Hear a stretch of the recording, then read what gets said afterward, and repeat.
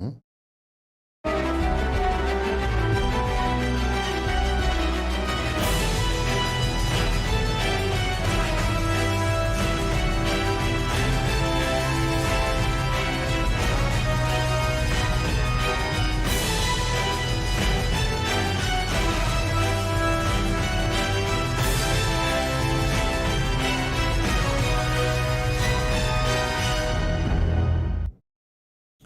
Hello, everybody. I hope everyone is doing well. This is No Soundbites Allowed, and I am your host, Michael Voss, Dragon of the Southern Tier. I'm happy to be here with you today. It is Sunday. That's right, Sunday, January 16th of 2022. And, well, we'd love the opportunity to be able to speak with each and every one of you on all of the social media that the internet overlords will allow. I hope everyone around the world who is watching this will find it to be informative and interesting, and we look forward to hearing your comments. Today we're going to be talking, well, it's a conversation with you, as always. But some of the things that I wanted to talk about is the distraction is ending for America. All of the things that have been propped up for Americans to be paying attention to have failed one by one by one. And the Biden-Harris administration has been left with just the problems, and they are desperate. They need a win, and it is scary to see what they are looking to do to be able to hold on to some semblance of power in 2022 in the midterm elections. And I wish to say that that was only going to affect the United States and our elections this year. But in fact, what we're going to be seeing is that this affects everyone. This affects everyone in the world. And we're seeing that as a consequence right now, whether that's in the Ukraine, whether we're talking about North Korea, China, all around the world, Iran. It's affecting everyone, as well as happening domestically in the United States and affecting our cities. And I'm going to look forward to hearing what you have to say about these things, whether you agree or disagree. I want to hear your voices telling us what you think about these things. So let's start off with something that I think was worth talking about, and hopefully we won't get the channel banned because of it. I don't know if a lot of people heard about this on January 13th, coming out of NPR. In Wisconsin, we have now seen that a judge has come out and said, hey, you can't have these drop boxes. You can't make up these laws like you did in 2020. And hey, John, I do want to say hello to you. And folks, we look forward to seeing all of your comments on your tweets and chats. And you can also call in to 607-242-1582 at any time. So it's good to see you, John, with us. So in Wisconsin, they've made the decision, the law has come out, and I don't think a lot of people realize this is how bad things were, and this affected us in 2021 as well, that we have seen in many states like Wisconsin, New York, Pennsylvania, California, rules were being made up by states that had absolutely nothing to do with the actual rule of law. They just made up their own choices. They just decided. And we can see here, Judge Boren agreed that while the Elections Commission guidance went into great detail on the Constitution and placement of drop boxes, the law didn't allow it. All of it's good and nice, but there's no authority. And this is what we saw over and over again. And now that's no longer there. That's being removed. Even as we've heard Democrats pivot from Build Back Better to voting rights and inflation, they're just bouncing all over the place, looking for something to stick. And the fact is, all of the things they've been doing are falling apart. The mandates that have been put out by the Biden-Harris administration have failed. They've been thrown out. The court said no.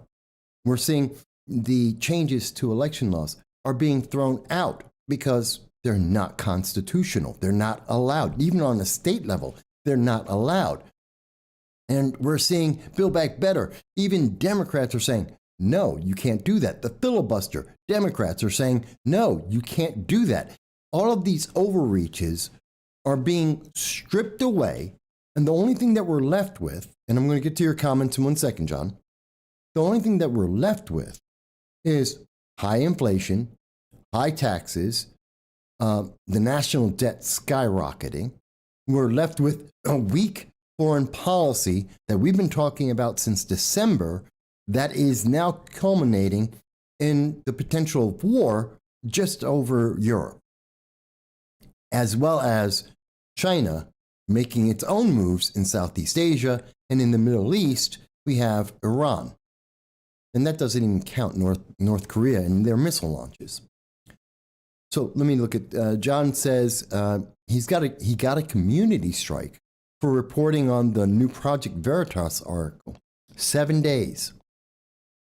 John, really? For just repeating what Project Veritas prevented? The fact that they were showing off about CNN and their producers and the child abuse, the charges that were being alleged, it's insane. And yeah, this is a tricky subject when I'm talking about elections, and I'm quoting now. And if we get banned, we want to make this very, very clear, because we know that the censors of all social media aren't paying attention. This is coming from NPR. This is the NPR speaking about what is happening in Wisconsin from a Wisconsin judge.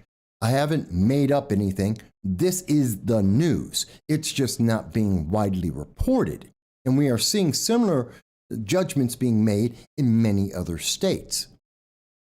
So we have to understand that problems have been existing, and the public has been denied the proof, the truth, that we are not seeing what is really going on. The distractions are being taken away, and when people are paying attention to what's happening, when we are seeing the legal system work the way it's supposed to work, well, all of a sudden we realize everything we've been fed is a lie. The last 2 years, we have been lied to repeatedly, not just about Afghanistan, and there's no Americans left. We got everyone home, even though there's 479 Americans at the least, if not 2,000, that are in Afghanistan, many of them still there at this moment. No, that's not the only lie. It's not that inflation is temporary. That's not the only lie. It's not that Joe Biden can stand up to all the world leaders and they respect him because of his 47 years in the Senate and being the vice president under Barack Obama. Obviously, that is a lie, and that is a failure as well. No one respects him. And we're seeing, and the only answer that we're getting from the internet overlords over and over again is, let's suppress the public. Let's not let the public hear this. Let's not talk to them. And if they bring this up, they shut people down, just like they did to John, like they've done to us, and they threaten to do to us going forward. John mentions that he got the Veritas video. It was already on YouTube, and it's still on YouTube, and he talked about it, and then he got shut down. I understand, John. It happens to me all the time. And that's why so often we have to be very careful about the wording that we use so that we can still tell you what's happening and yet not be taken down. So that's why I had to mention about NPR, and that's their comments about the voting issues in Wisconsin for 2022. But it's not just that, because there's more lies that you have been told that are now being revealed.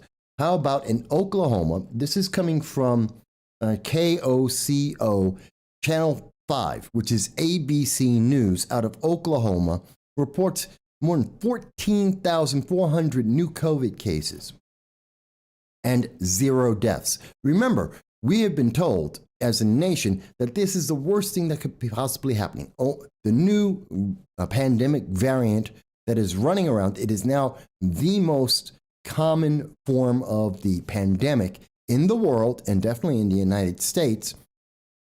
and it's mild. The symptoms are mild, as we were told from South Africa at the beginning. And yet, we've had in New York State, in many states, you have to go back to mask mandates. They've been talking about having lockdowns. In the United Kingdom, they locked down. In Australia, New Zealand, they locked down the countries. And it's for a mild cold-like symptoms with even less severe deaths. We went from a 98% survivability to a 99% survivability. The lies are being taken away from us, folks. When you're told this is going to, remember when Joe Biden in December told America, oh, this is going to be death and destruction and people are going to die. He promised you that people were going to die from something that is scientifically proven to be milder and less deadly, yes, more contagious, less deadly. And we see the evidence just like we saw from Oklahoma. Yes, more people have caught it and less people are dying. And yet we have to be punished. We still can't go back to normal. Remember, we were told 15 days and then your life goes back to normal. We were told just one lockdown and then your life goes back to normal. Just be mandated to take these medications and then your life goes back to normal. I've said it before in this program, I'll say it again. This is the normal. And the normal is you don't have the right to your own body and you have to believe everything that the government says. You are beholden to the government, not the other way around, which is a violation of our Constitution. It's a violation of the very founding and bedrock of freedom in America.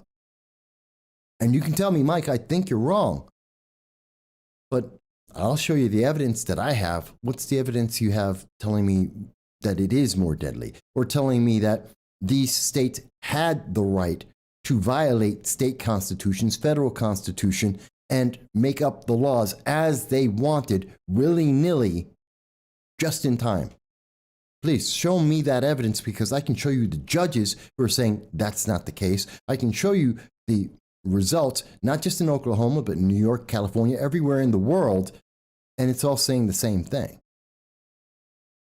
Jason mentions, yes, the pandemic has been reducing in New York State, which is a normal course. We saw the same thing happen in 2021.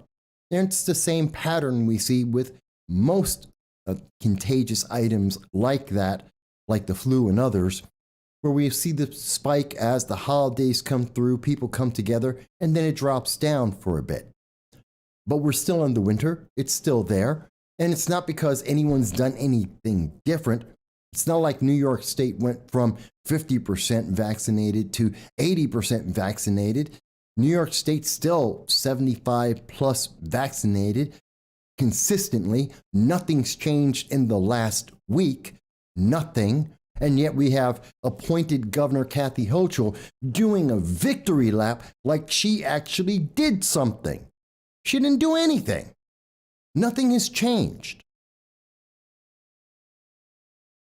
John mentions that, John wants me to know what his pronouns are, and his pronoun is your grace. Well, that feels good for you. I don't believe in pronouns. It's stupid. We have pronouns. It's called him, her. You don't have to agree with it. You don't have to like it, but that's the ones I have. They're him and her. There is no other pronoun to be used. Now, who gets that? That's a whole other thing. And Jason asks us, when will appointed Governor Kathy Hochul drop the mask mandate? And the answer is probably never. Remember, Joe Biden spent $137 million of your tax money to build a plant in Germany so that he can make the COVID tests and that won't be ready for 3 years. So realistically, we have 3 years of this going on, and then the money we have spent to build a plant to sell us COVID testing will then be used in the United States. They're going to make about $500 million a year of these tests, and that's for the United States. So if we spent that much money on a contract for that many tests, I can tell you that going back to normal is at least 4 years away. At least. The Democrats are going to ride the coattails of this on every single variant that's going to continue to come out, and they will have more variants continuing to come out. And they're going to tell you, like Kathy Hochul, that they're beating this, that they have victory on this, that they have done something, when Kathy Hochul, last time I checked, was not called Mother Nature. She has nothing to do with this, and it's just the fact that life continues. And this isn't the biggest thing. Again, the distractions are being taken away, and we are seeing the reality of what is left, and what is left are lies that are being told to the American people to keep us in fear and to keep us under the thumb of government.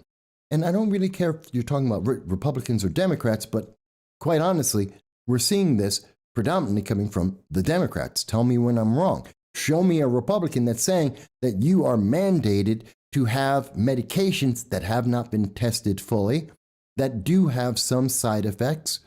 Now, I'm not telling you you can't take it, but it is scientifically proven that there are side effects. It is scientifically a fact that it has not been fully tested, like most drugs, which go through a 7-year process to get FDA approval. That is a fact. That is not a question. It is a fact. And we're being told that we don't have certain rights and that we must accept other overreaches of government.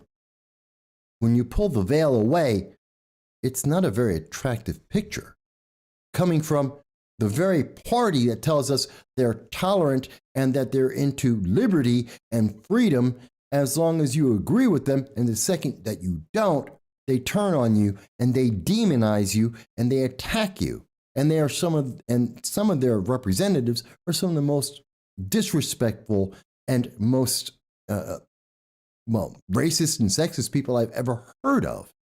And you've heard it too. John mentions that I think Trump would have gotten the test as soon as possible. Well, here's my thing. I don't care. Trump's not in office right now. We're dealing with the guy in the White House, which happens to be Joe Biden. And Joe Biden is making a plan for the next 3 years, telling us we're not going back to normal. By the way, Neighborhood Watch, it's good to have you with us. I think it's the first time you've seen you on the channel. We're glad to have you here. And Neighborhood Watch mentions the people that can't see the Dems are establishing a dictatorship must be willfully ignorant or mentally challenged. And I would actually say that's not correct. I think there are many Americans, especially those in the middle, the independents, people who don't pay attention to politics. Most people don't pay attention to politics. They pay attention to what's going on in sports, what's going on in entertainment. They want to watch a movie every day or watch a TV show, which are increasingly being injected with far-left politics, which is why so many of them are failing and people are scrambling to find something else. But I don't think it's that people don't see it, that they're ignorant to it. They're not seeing it. I mean, again, let me go back over. Let's check this out. In Wisconsin, how many people are paying attention to the news that's happening in Wisconsin? I bet you most people in Wisconsin aren't paying attention to what's happening in Wisconsin law. How about in Oklahoma? Most people in the nation are not being told about this, and stories similar to that in New York and California and other states. How about this? And this I thought was incredible. This is out of Virginia. This is Virginia's legislative information system. This is from the state of Virginia itself. Tell me, I want everyone to tell me if they've heard about this. It is the Virginia House Bill 781. I guarantee you walk down the street, you ask 24 people in Virginia walking down the street, and none of them will have heard of this bill or know what it is. And the reason why it's important, It doesn't matter what the bill has to do with. It actually has to do with education. This is a bill relating to public elementary schools, student citizenship skills, and certain instruction policies, parental rights, and disclosures. And I want you to understand, this is how stupid this bill is. Item 3, and I'm going to read this to you. The founding documents of the United States. This is what's going to be, this is the Board in Furtherance of Citizens' Skills portion of the 5 C's in the profile of Virginia Graduate Incorporate into relevant standards of learning and associated curriculum. This is about the curriculum. This is a bill on what is going to be taught to students. And folks, here's the thing. The founding documents of the United States, including the Declaration of Independence, the United States Constitution, the Federalist Papers, including essays 10 and 51, excerpts from Alexis de Tocqueville's Democracy in America, the first debate between Abraham Lincoln and Frederick Douglass, and the writings of the founding fathers of the United States. This is what they want to teach kids in Virginia. Did you hear what was wrong with that? Let me emphasize it on the screen. The first debate between Abraham Lincoln and Frederick Douglass. We have lawmakers who are telling us what our kids can learn, and parents aren't to be involved in this. Parents are not to have any say in this. That's why the Department of Justice is investigating parents. They're using the power of the FBI under Merrick Garland, the Attorney General of the United States, to investigate parents, because parents are saying Abraham Lincoln never debated Frederick Douglass. The Lincoln-Douglas debates never had to do with Frederick Douglass. He was a freed slave. He was a Republican, which would have put him in the same party as Lincoln. And they never had a debate. Frederick Douglass never ran for president. Do these politicians have they have no idea what they are talking about. They are writing bills trying to determine what the future of America is, and they have no idea what they're speaking about. And we're supposed to trust them blindly? And I guarantee you, you walk through Virginia, no one has read this bill. Obviously, the people who wrote the bill didn't read the bill. And that's the problem. So, Neighborhood Watch, there's the problem.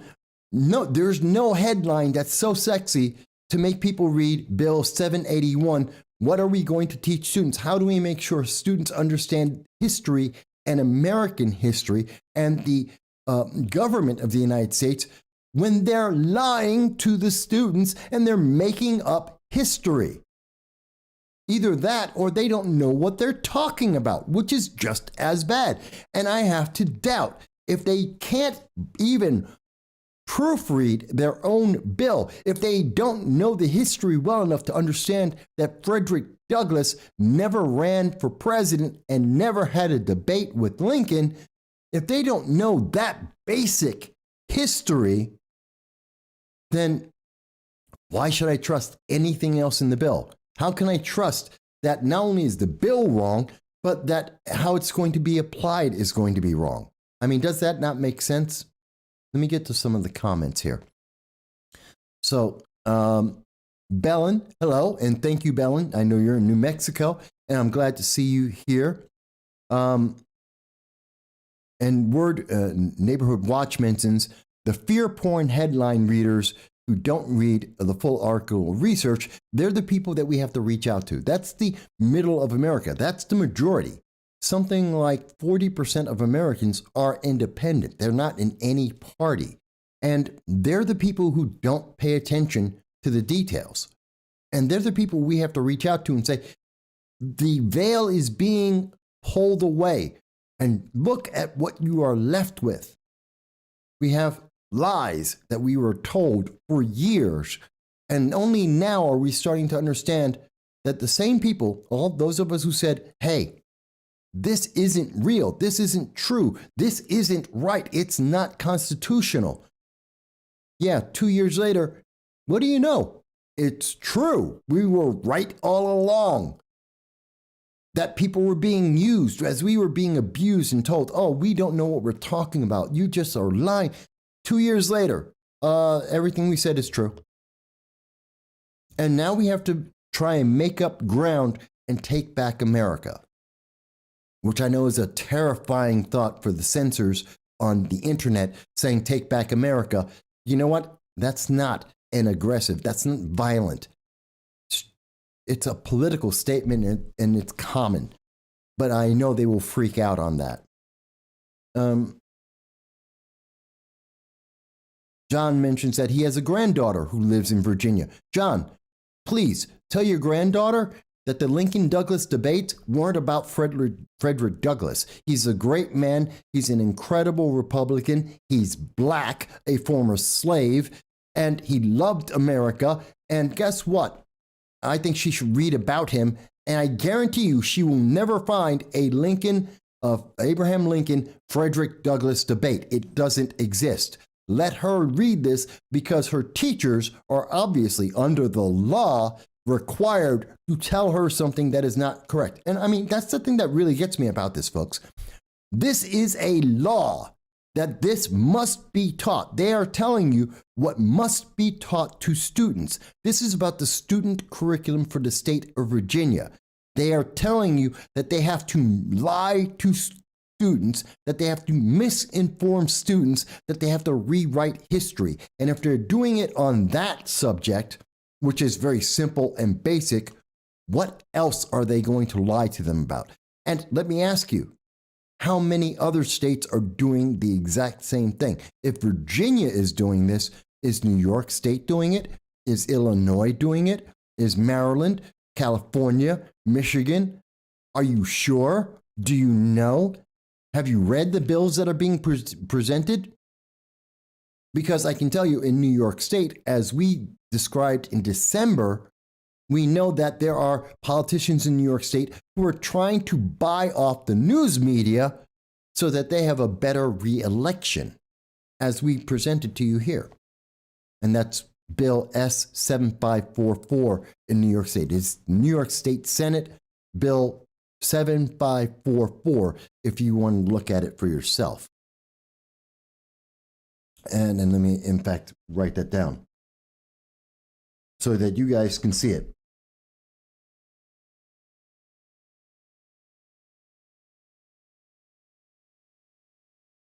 Just in case anyone wants to look it up for themselves.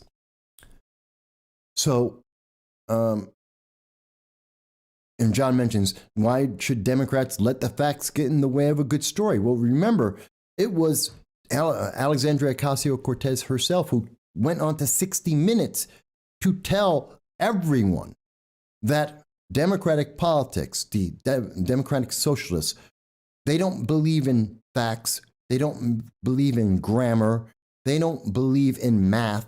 They believe in feelings.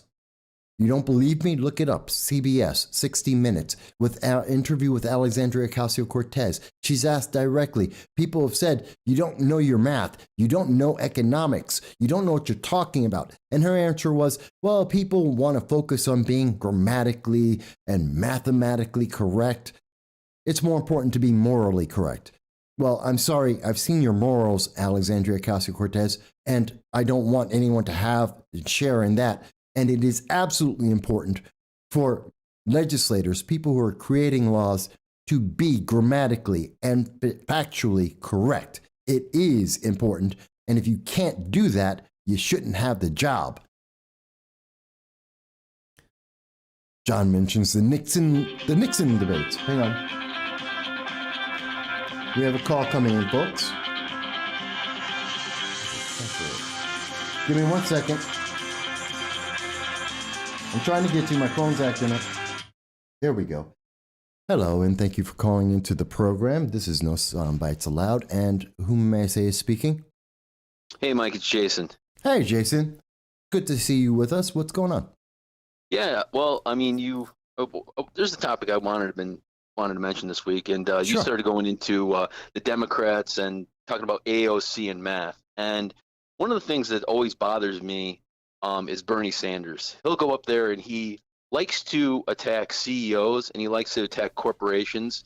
And one of the things that he's really good at doing is never conceptually painting a picture of what the actual, cost or the overall, what actually goes into the corporate and what the business actually is. So, for example, he was attacking the CEO of Kroger's on Twitter, and he mentioned how the CEO makes about, I think it's like about 20. Actually, that was Elizabeth Warren who was making that. Elizabeth Warren was saying that Kroger's has an outrageous profit, that they're stealing money from their citizens, and that's the reason why the cost of meat and milk and food has gone up by 20% for the average citizen. Kroger's, and for people who don't know, and I follow economics very carefully, Kroger's has a less than 2% profit margin. Less than 2%. By the way, Pfizer has a 30% profit margin, but Kroger's has a 2%. They're not the reason why you're paying more for meat. Energy prices are. When they shut down the XL pipeline, that's why. But go on, please. Yeah, well, the thing is that, and Bernie Sanders, what he basically says, he says, I'll even just read the tweet. He says, you know what? If Kroger's can afford to pay its CEO over 900 times more than the median worker, then yeah, they can afford to pay their workers a decent wage, provide decent benefits, and invest in safe working conditions.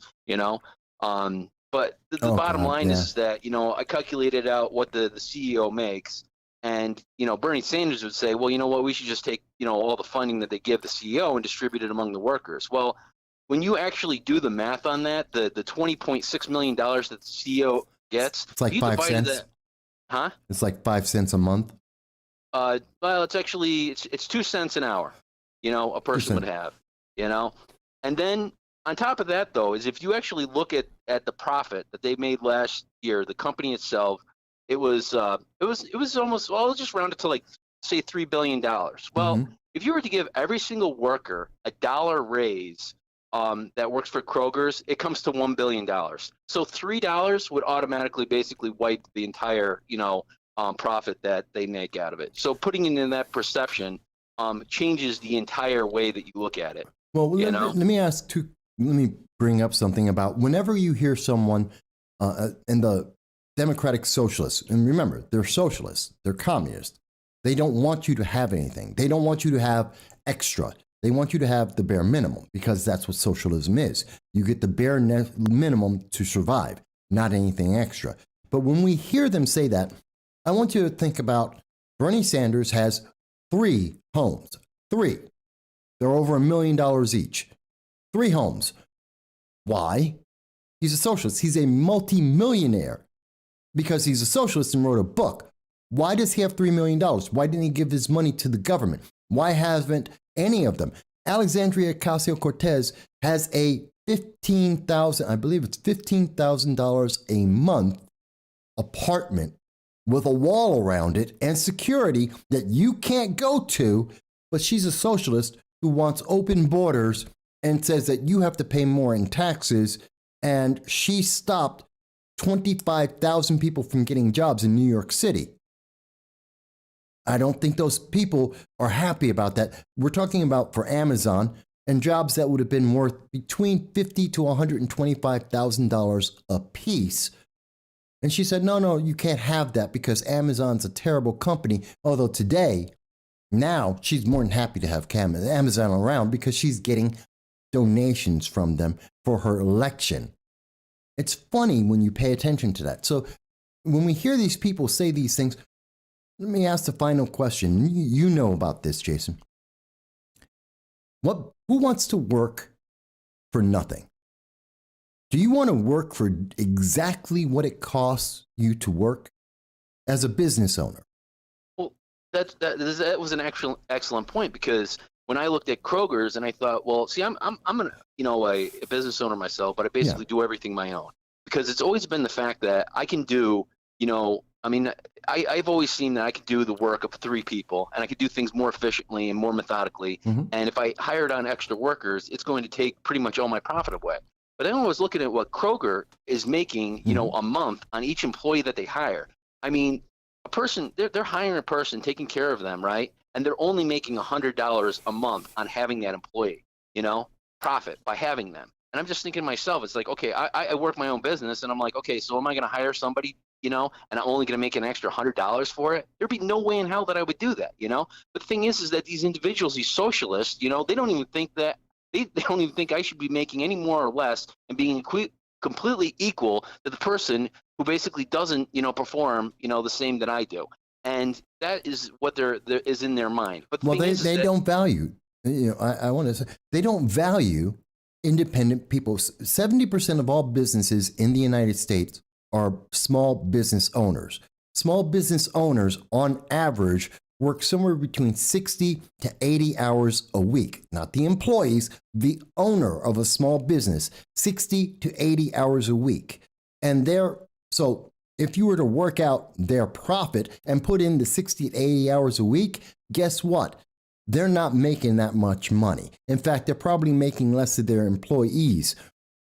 But then let's say that you're a small business owner, you spend the next 10 to 20 years of your life building up the business, risking all of your money, spending 60 to 80 hours a week for the next 10 to 20 years, and you finally build up a company with a couple thousand employees, which is good for the economy, by the way, and good for your community, giving people a job so that they can go out and buy iPhones, which is a luxury item, by the way. And you're finally there, you get to make a profit, and they're going to tell you, you're evil, you're horrible, you don't deserve it. I think that's insane. And I think it's insulting to business owners. You tell me if you think I'm wrong. Yeah, well, the interesting thing, if you look at the communists and Stalin, what he did is, for example, there was just basically, farmers, and there was a certain output that they made. And yet, if anybody produced more and tried to do more for themselves because they could actually sell more and make more money, they'd end up in the gulags. Productivity was basically something that was shunned upon. Equality was the rule. Nobody could stand out, ahead of somebody else. And, eventually what happens in that sort of society, nobody's motivated to work at all. And guess what happens? Everybody starves. And that's exactly what happened. And that's what they're trying to do to this country, too. They're trying to demotivate it, hardworking individuals, and make them feel that, put them in a place of complete despair and just throw their hands up and say, screw it, I'm done, And, it's working. 4 million people quit their jobs. We have 11 million people who are not working. We haven't caught up to the number of people who were working in 2019. It's succeeding. No, it really pisses me off. And the thing is, too, is that when it comes to the question of the CEO, okay, he's got $20.6 million, and Bernie Sanders says, well, that's too much. And I'm like, what, too much for him? A guy who's making millions of dollars, a politician, with his cronyism, getting, money funneled into his own account for doing nothing. And he's got a few $1,000,000 worth of houses, but of course, then again, he's in his own class and he's well under that. So it's just this evil CEO, and you think about it, though, if it only costs, if this, millionaire CEO is being paid, okay, so he's equivalent to every single worker having like 2 cents an hour, worth of their salaries being extracted, according to Bernie Sanders, and being paid to him. But if that guy can actually increase productivity and efficiency of that business and make it far more, profitable, then it's good for the entire economy. Because the thing is that the more productive you have and the more people that have more money, basically it causes everybody's lifestyle to inflate and to go up. It pulls people out of poverty. But these individuals, do exactly that. They extract from the economy, they demotivate individuals, and they basically they destroy the economy. And let's make it simple for people, Jason, because I understand you're into economics. I understand it, but let's make it real simple for people. You just spent 20 years of your life building something, and someone's telling you, you don't deserve to get anything for it. That's what Bernie Sanders and Alexandria Ocasio-Cortez are telling you. Meanwhile, Bernie Sanders and Alexandria Ocasio-Cortez make 5 times what the average person in their state are making. Literally, Alexandria Ocasio-Cortez makes $175,000. That's 5 times what the average person in New York State makes.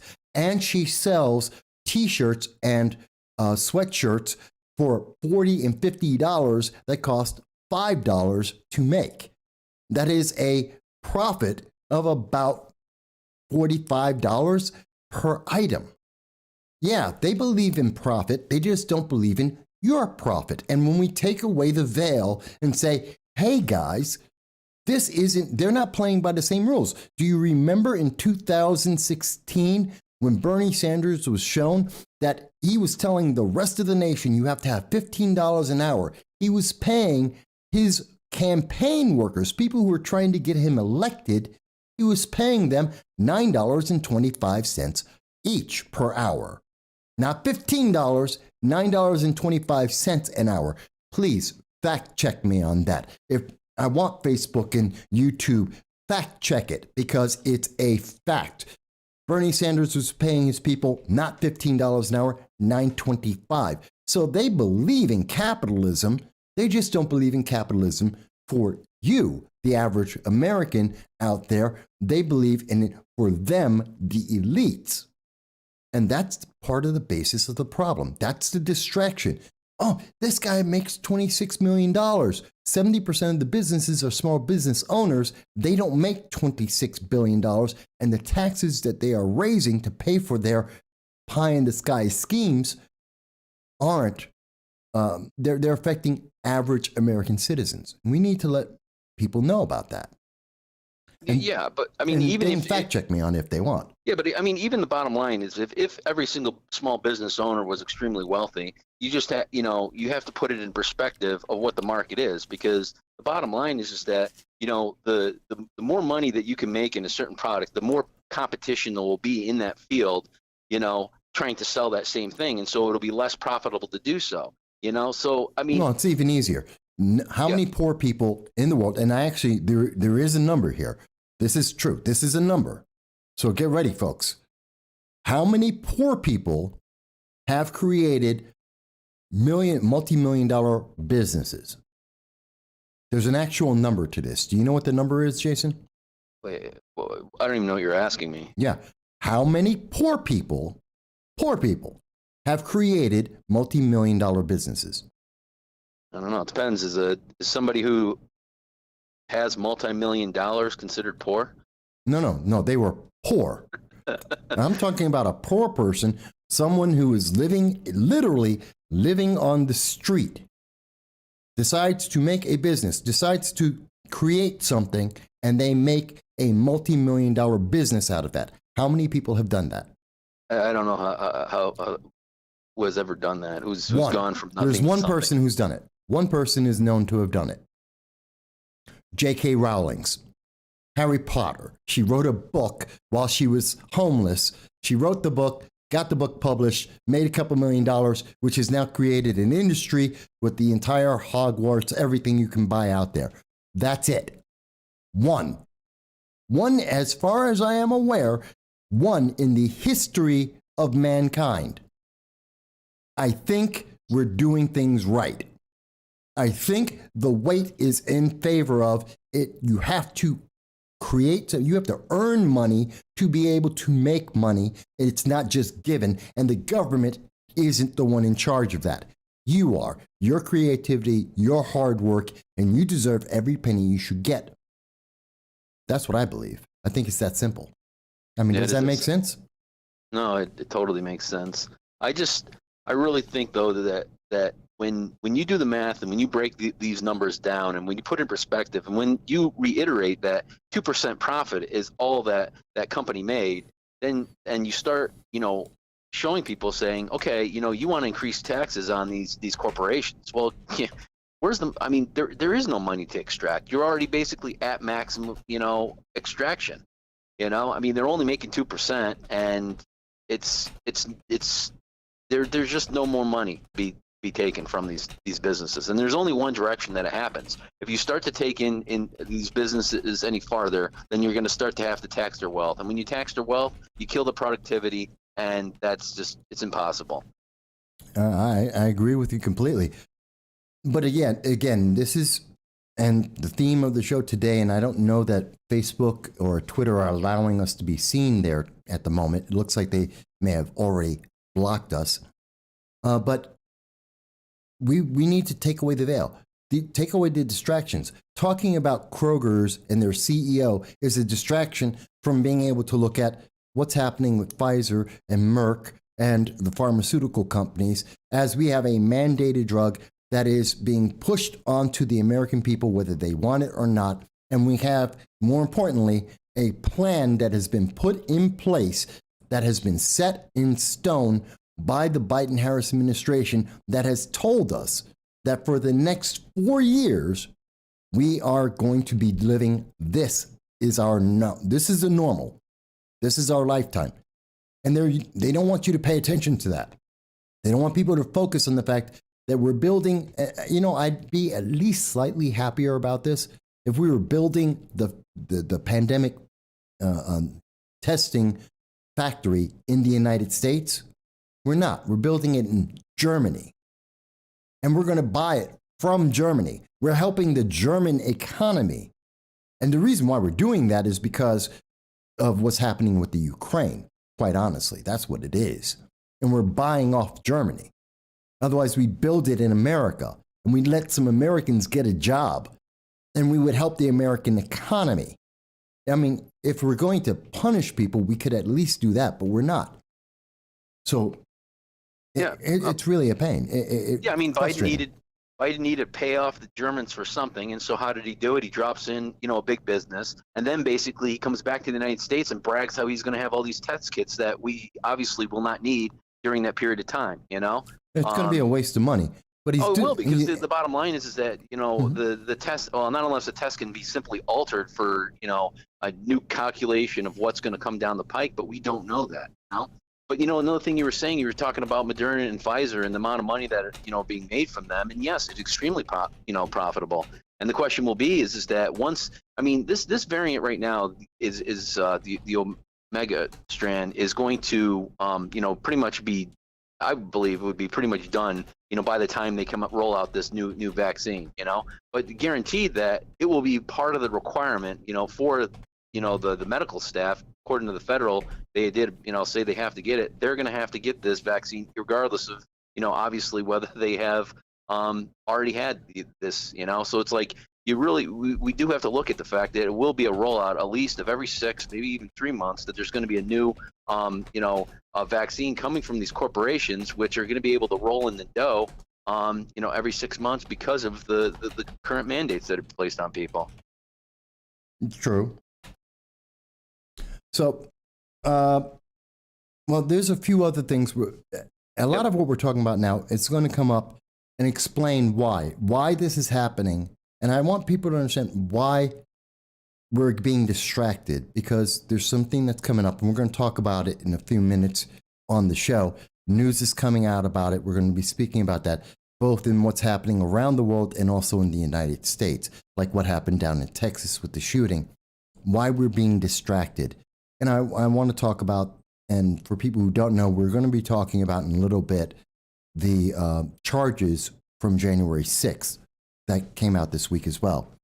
But before I let you go, Jason, was there anything else you wanted to say at the moment about this before we go forward? No, that's pretty much, I pretty much got off my chest there what I wanted to say. Like I said, it was just, I always see Bernie Sanders constantly tweeting out these things and never being contested properly.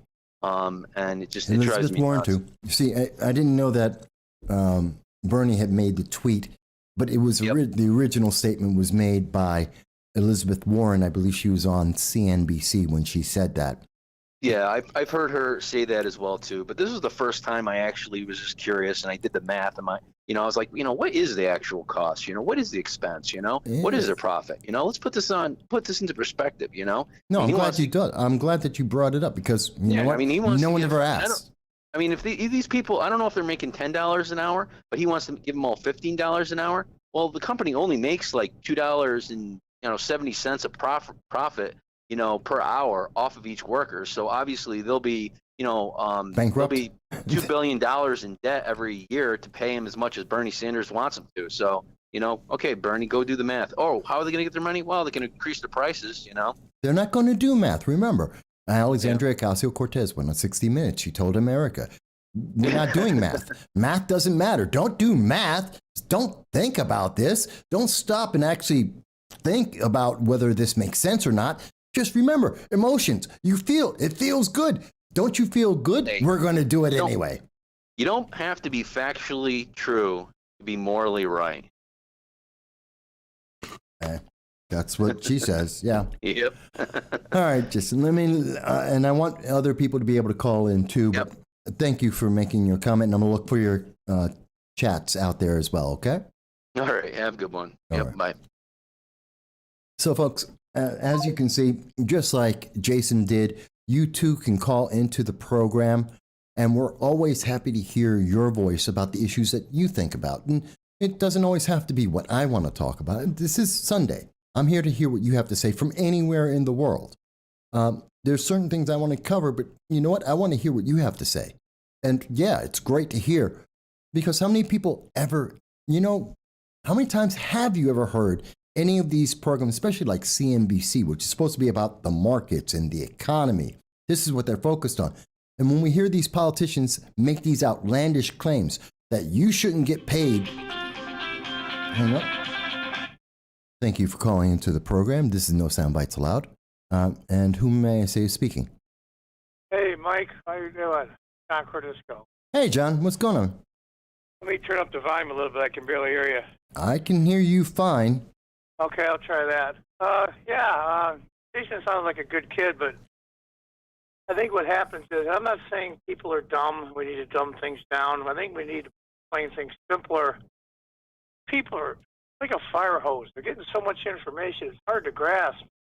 Well, I think most people hate doing math. I think the bigger problem is when you say, here's the math, everyone hates it, and so they stop listening. Well, yeah, but they want the simple soundbite when you say no soundbites allowed, but, that's just the reality of how people think. But anyway, I take, not exception, but I want to change the dialogue a little bit concerning the so-called socialists and Marxists, especially Congress. Now, I think very tiny percent are actual Marxists. They are grifters. And they're using the socialism thing with the kids and through schools and all that to line their own pockets. They're simply con men. They don't believe it. Look at all the BLM representatives that started BLM with their multi-million-dollar homes. They don't believe it. It's a lie. They're just grifters to line their pockets. Well, let's be clear. Now, when you're speaking about BLM, you're talking about Patrice Cullors, who was one of the creators of BLM National. That's just an example. I understand. I understand, but I want to make sure people know. I know what you're talking about. I want to make sure everyone knows. So, let me mention that. Hang on. I'll tell you this. There was a person not too long ago, less than 10 years ago, that wrote a book that did pretty well nationally. That wrote about how during the 1950s, women in the workplace actually killed manufacturing, actually drove up inflation, actually ruined the social fabric of the families in the United States. And they should not have been in the workforce and should have stayed home and take care of kids. Guess who wrote that book? That I don't know that book. Elizabeth Warren. Not surprised. So that proves my point. These people are grifters. I would say that anyone who's been in government for more than 6 years has a bias towards themselves. They're like anyone else. They have a job, they want to keep their job, and they want to get paid more and more for their job, especially when their job has a lot of perks. And that's what we see. I appreciate that. I really do. Self-interest is one of the number one instincts that people have. I get it. But there's, like anything else, there's limits. And they come across as being so sincere and so looking out for other people. Assume everybody is full of crap until proven otherwise. Usually they can't prove it. Well, they love to say that they're trying to do something. Remember, everything is being done for you. And we hear that all the time. We're being mandated our medicines because it's for your good health. Mind you, they don't know what my health is. What's Ronald Reagan's famous line? Yeah. What's the most terrifying thing to hear? We're the government, we're here to help. Of course. Think about they want to help South America. Remember last year, the one thing that Kamala Harris has done as the border czar, taking care of our southern border, being in charge of that, didn't go to any of the meetings, hasn't talked to any countries, had to be forced to go into the southern border. She put forth these programs to make sure we're going to take care of South America so that they're not going to cross our border. 1.6 million people crossed our border illegally and entered the United States. And there is a caravan right now. The news came out today from the AP. There are migrants in Honduras. They're going from Honduras into Guatemala. They got stopped in Guatemala. There's over 600 of them on their way to America right now. And they're all doing it because of Biden Harris, because it's an open border. It's the season. It's not going to be 110 degrees. It's easier for them to travel. It's more navigable. I mean, you won't die on the way. At least the chances of dying are extremely small. Well, this is why we were seeing 200,000 a month, because Kamala Harris is on the job. She's doing such a great job because she wants to help everyone. They're all grifters. They're all grifters. I don't doubt it. But I want to point out what it is, because we're not hearing about this. And well, that's just like saying, he's a con man, and you have to go into specifics what he's conning you on. You just assume he's going to con you on everything. The details you really don't need to know. Once you label him a grifter, whatever they do, it means zero. You know what's the problem with that, John? And you know this directly. You've been elected to office. For the audience that don't know. Yeah. John, you've held office at the local level before, city councilman. 8 years. That's right. And so I want people to know, you've heard this before. Politicians have a vested interest to tell people everything they do is in the best interest of everyone. They want everyone to be taken care of. And everything that happens that's positive is because of them. And everything that's negative is because of their enemies. Now, yeah, maybe at the state or national level, but locally, that very seldom happens unless you're a Democrat. But that very rarely happens in real life. I mean, the city council members weren't telling everybody what they wanted to hear, and it's not your fault and all that. You got very little of that back then. That was the early 2000s. It's pretty common now. Have you heard Angela? I saw Angela, a city councilwoman now in my region, Councilwoman Angela Riley. She's busy. There was 3 stabbings in my local area. Oh no, I saw your episode with that. Yeah. Right, and but not everyone sees every episode. So there were 3 stabbings in my area. Actually, an attempted shooting. Yeah, she was and talking about 2 snow stabbings, removal. and she's talking about snow removal. I'm like, what is this? But she wants to tell you that she's trying to help you because, you know what? She supports the appointed governor. She supports the vaccine mandates. She supports defunding the police. But don't want to talk about crime. A little side note concerning an indirect story on the vaccine mandates. About 2 months ago, my mother's 84. She's been out of the hospital lately. Mm-hmm. She went to the emergency room, and she was there for 3 consecutive nights in the emergency room. So I called the nurse. I go, what's the deal? And, he was real chatty. He was over to Lord's. I'm not going to say his name because it's not fair. And he was explaining to me, I said, why is she still in the ER? Why isn't she in a regular room? I said, you guys are getting overrun with COVID and the rooms are all filled up. He says, technically, yes, but really no. I go, what does that mean? They fired 34,000 healthcare doctors and nurses. 1/3 of the rooms were empty. Yeah. And he says, we don't have the staff to do them. So when they go out publicly here in the county, to the county exec and everything else saying the hospitals are being overrun, technically that's true, but factually not. Well, it's because in September, She fired 34,000. Yeah. We didn't have enough doctors and nurses in New York State as is. And she fired 34,000 of them and said, don't worry, I'll just get people from the National Guard, who are the very same people she fired. And they left this state to go to other states to make more money. I interviewed them during the vaccine mandate protests. I heard from the doctors directly. They left the state. The nurses went with them. So did many other healthcare workers. We were short-staffed. The hospitals, people, you don't believe me? Check the news. I've done the videos on it, but you can check it independently. They shrank the sizes of every hospital in every part of New York State. And then we got the latest variant, and all of a sudden they're screaming, oh, the hospitals are overrun. Wait a minute. No, they're not. Wait a minute. Weren't they heroes last year? 2 years ago.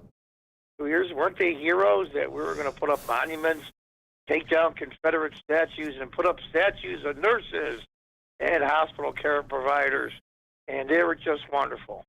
They were, until it was politically inconvenient. They were heroes. They did and said things they didn't like, so that proves my grifter thing. They're all grifters. They don't believe any of it. I didn't say that many of the politicians aren't. I'm not disputing it. I'll bet you as high as 99% are grifters. That I can't say. I can't say that. Well, from my own personal experience here locally, plus the fact you'll get a few, especially at the local level, like say city council, that really care. But once you get past that level, it's tough to find. It really is. Well, because they have to. Here's the take. I'm not a grifter. I don't believe what these morons think, but I have to go along with it because I can't make positive change unless I'm there. So I'll go along with it and try to make the best positive change I can, and it never happens. Well, that's the problem, because we're no longer negotiating. We're not working together. We're just making up stuff. We're just letting it go. Like the Lincoln Douglas debate, Frederick Douglass debate. The Frederick Douglass debate. Oh, by the way, you made me spit up my tea when you read that. It was stupid. It's stupid, folks. If you haven't seen that in the show, I really want you to see this. This is in Virginia, please. You know what the funny part is? You follow the Babylon Bee, right? Yeah, I do. Now, they used to be the old Onion, used to be funny. Now they're woke. They suck. All of these things that are going on, like you read from that Virginia bill, in actual headlines, are old Babylon Bee articles. Well, it's not surprising because we've gone into the ridiculous. And no, that's what I mean. That people would think that they're satire, that they're not really true, but they're on the mainstream media is true, and it really and truly is satire. What the hell has happened that satire is now the news? The links to everything I am showing you on the screen, the things that I am referencing, will be in the description at the end of the show so you can see it for yourself in full context. This is a legitimate bill from Virginia. Wasn't that statue they were going to take down in Lincoln last year, or 2020, put up by former slaves as well as people that were related to Frederick Douglass? Oh, no. They were taking down the monument of the all-black slaves in Lincoln. Yeah, okay. The all-black military who fought in the Civil War. Oh, no, there was one where Lincoln was standing, and the two slaves were kind of like kneeling next to him, and he had his arms up like he was raising them up. No, that one I don't know. It was in Washington, and they wanted to pull it down. They come to find out it was paid for by former slaves. Now, I assume at the time that vast majority of former slaves didn't have a heck of a lot of money, and put up a huge bronze statue couldn't have been cheap. I would imagine. What it was is they said they were kneeling. What I'm trying to say is that it's so twisted and distorted now. I just don't get it. Well, I don't understand. I'll use an example. Winsome Sears, you must like her. I know you do. Who? Winsome Sears, the new Lieutenant Governor of Virginia. Oh, okay. Yes. I know. Yeah, when she made her acceptance speech, it drove every progressive crazy. She's not even a first-generation immigrant. She came directly from Jamaica. Yeah. And she loves the Second Amendment. And brought herself up, went through college, was in the Marine Corps along with her husband. And if she's not the poster person for what this country is all about, I don't know what the heck is. Well, I'm going to explain why they're doing this in just in a moment in the show. Well, no, we all know why. It doesn't go along with their narrative, but yeah, they don't want you to know that there's anyone who disagrees with them. That's why they silence people. So let's ask ourselves a question. If a certain political party, no matter what race you are, that control that political party, in this case the progressives control the Democrats, and they have the idea that a certain race all think the same, what is that by definition? Racism. Well, of course. No, I mean it's so incredibly obvious. It's like you go outside and it's pouring rain. I mean, it's that blatant. I just don't get why people aren't grasping it, because they're cult members and they can't get out of the shell. No, people aren't paying. They're not paying attention to what's being mandated, what's being put out in the news, because you get another story, another story, another story. I've just shown 3 stories. You didn't hear about migrants that are in Honduras right now, that are coming from Honduras in Guatemala right now. That's not big news. You're not going to hear that on nationally, even though that affects our southern border. Well, that's why I said there's so much information. It's like a fire hose. But So there's people not have- really. There's not. Well, There's very little information, but it's Well, important. you and I are in a unique spot because we're not married, we don't have children at home. That's not that it. kind of thing. We have that more has nothing time. to do with it. That has nothing to do No, with it, what John. I mean is that there's only so much time in a day devoted to looking at, even if The you average want to. American spends 6 hours a day watching TV. That's a fact. The average That's kid that's in entertainment. yeah, That's but entertainment, not news. excuse me, John. If every American, because this is a new number, it wasn't always 6 hours a day paying attention to TV. What we used to have were people would actually spend an hour a day, 2 hours a day watching the news. And that was common. And we didn't have all the distractions, but we are constantly, most of the things that we're being bombarded with are distractions. We're not paying attention to the details because that's on purpose. You know, it was in December that the Biden-Harris administration sent out their staff to every one of the major news media sources Oh, yeah. and told them we need positive news because we're going into not only did they do that, 2022. They had the heads of the media companies come to the White House. Well, exactly, because they wanted positive news. And so we suddenly are getting flooded with all this other information, and the things that actually matter are being held back. So all of these things are going wrong. All of these things, the emperor has no clothes. All of it's being exposed. How in the hell this guy still have an approval rating in the high 30s? How is that even possible? Because everyone, whether you're a libertarian, a conservative, a Republican, a Democrat, hang on, hear me out. Hear me out. I have no Doesn't matter. use for Doesn't libertarians matter. anymore. Doesn't Yeah. matter if you do or don't. Here it is. Everyone has a vested interest in their belief system. If you take away, and I think this is the biggest problem, when you look at this, people believe, and they have to believe. Some of them voted for Biden. So they have to believe that Biden is good. Because if they don't, if he isn't, then So it destroys their view of the world. It destroys their history. They're willing to flush the whole Constitution and the Republic down the toilet rather than admit they were wrong? Yes. That's a cult. That's America. That's a cult. No, that's America. That's America. That's politics. That's the world. That's a true 30%. everywhere. No, that's a cult.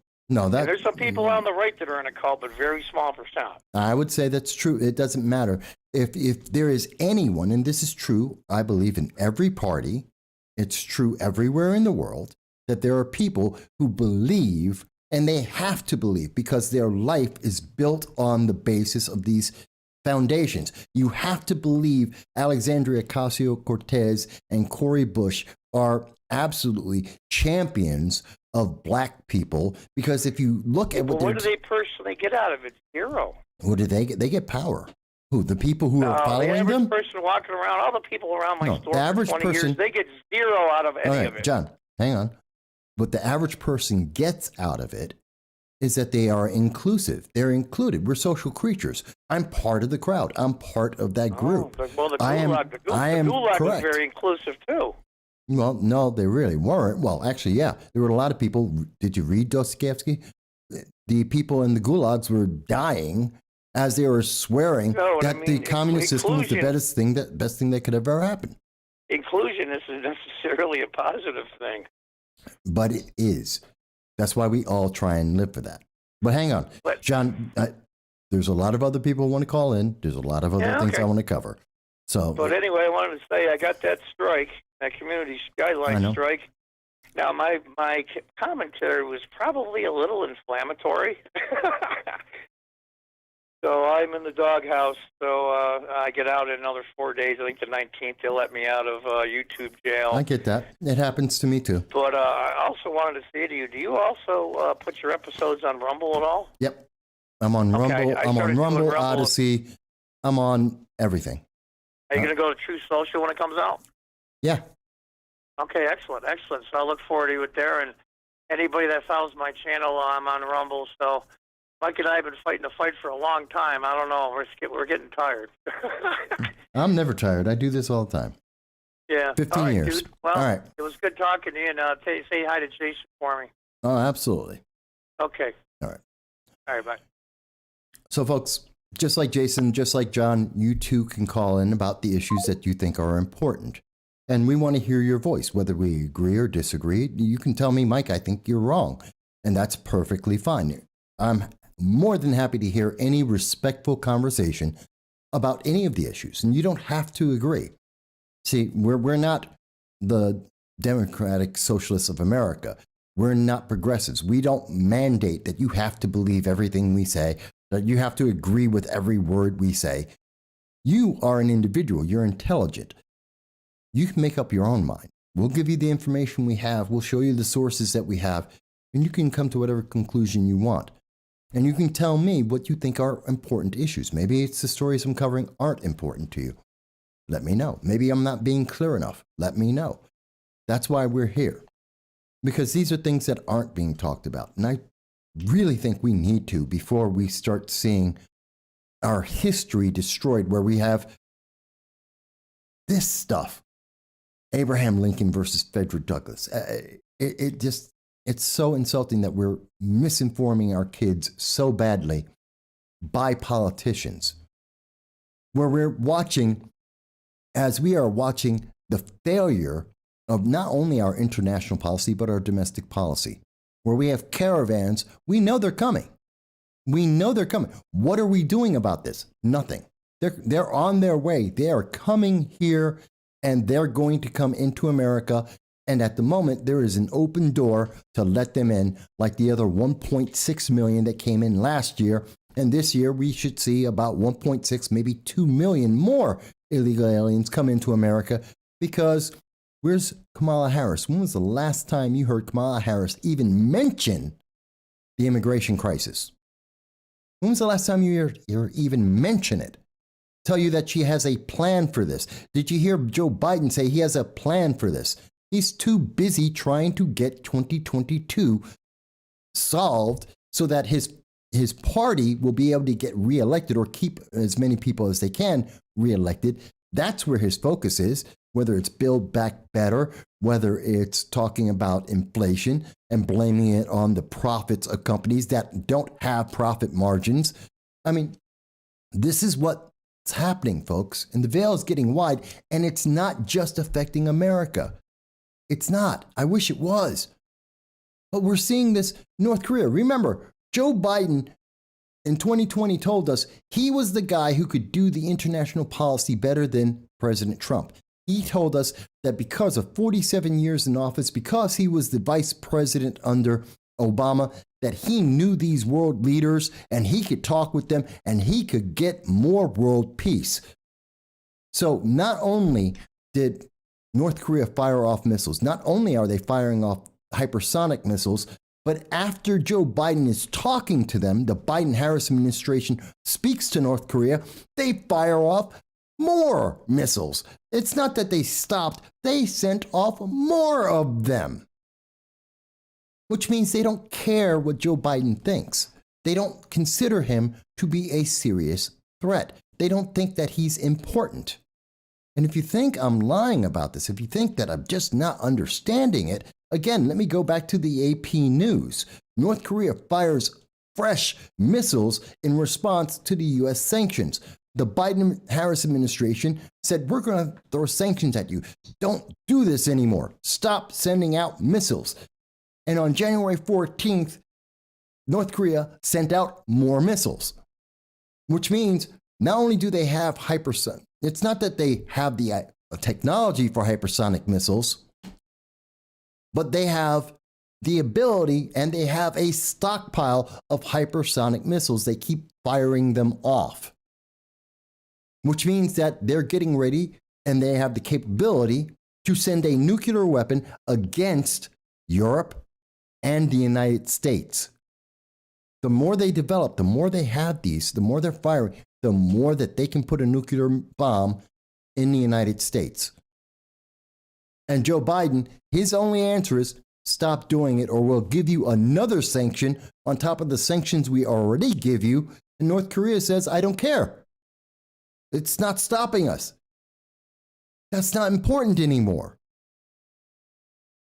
But what's the news media talking to you about? They don't want to talk to you about that. They don't want to talk to you about that. They want to tell you that it's about voting rights. Voting rights is the most important thing. And so is voting rights are the most important thing. And the climate is the most important thing. And getting the pandemic jab, that's the most important thing.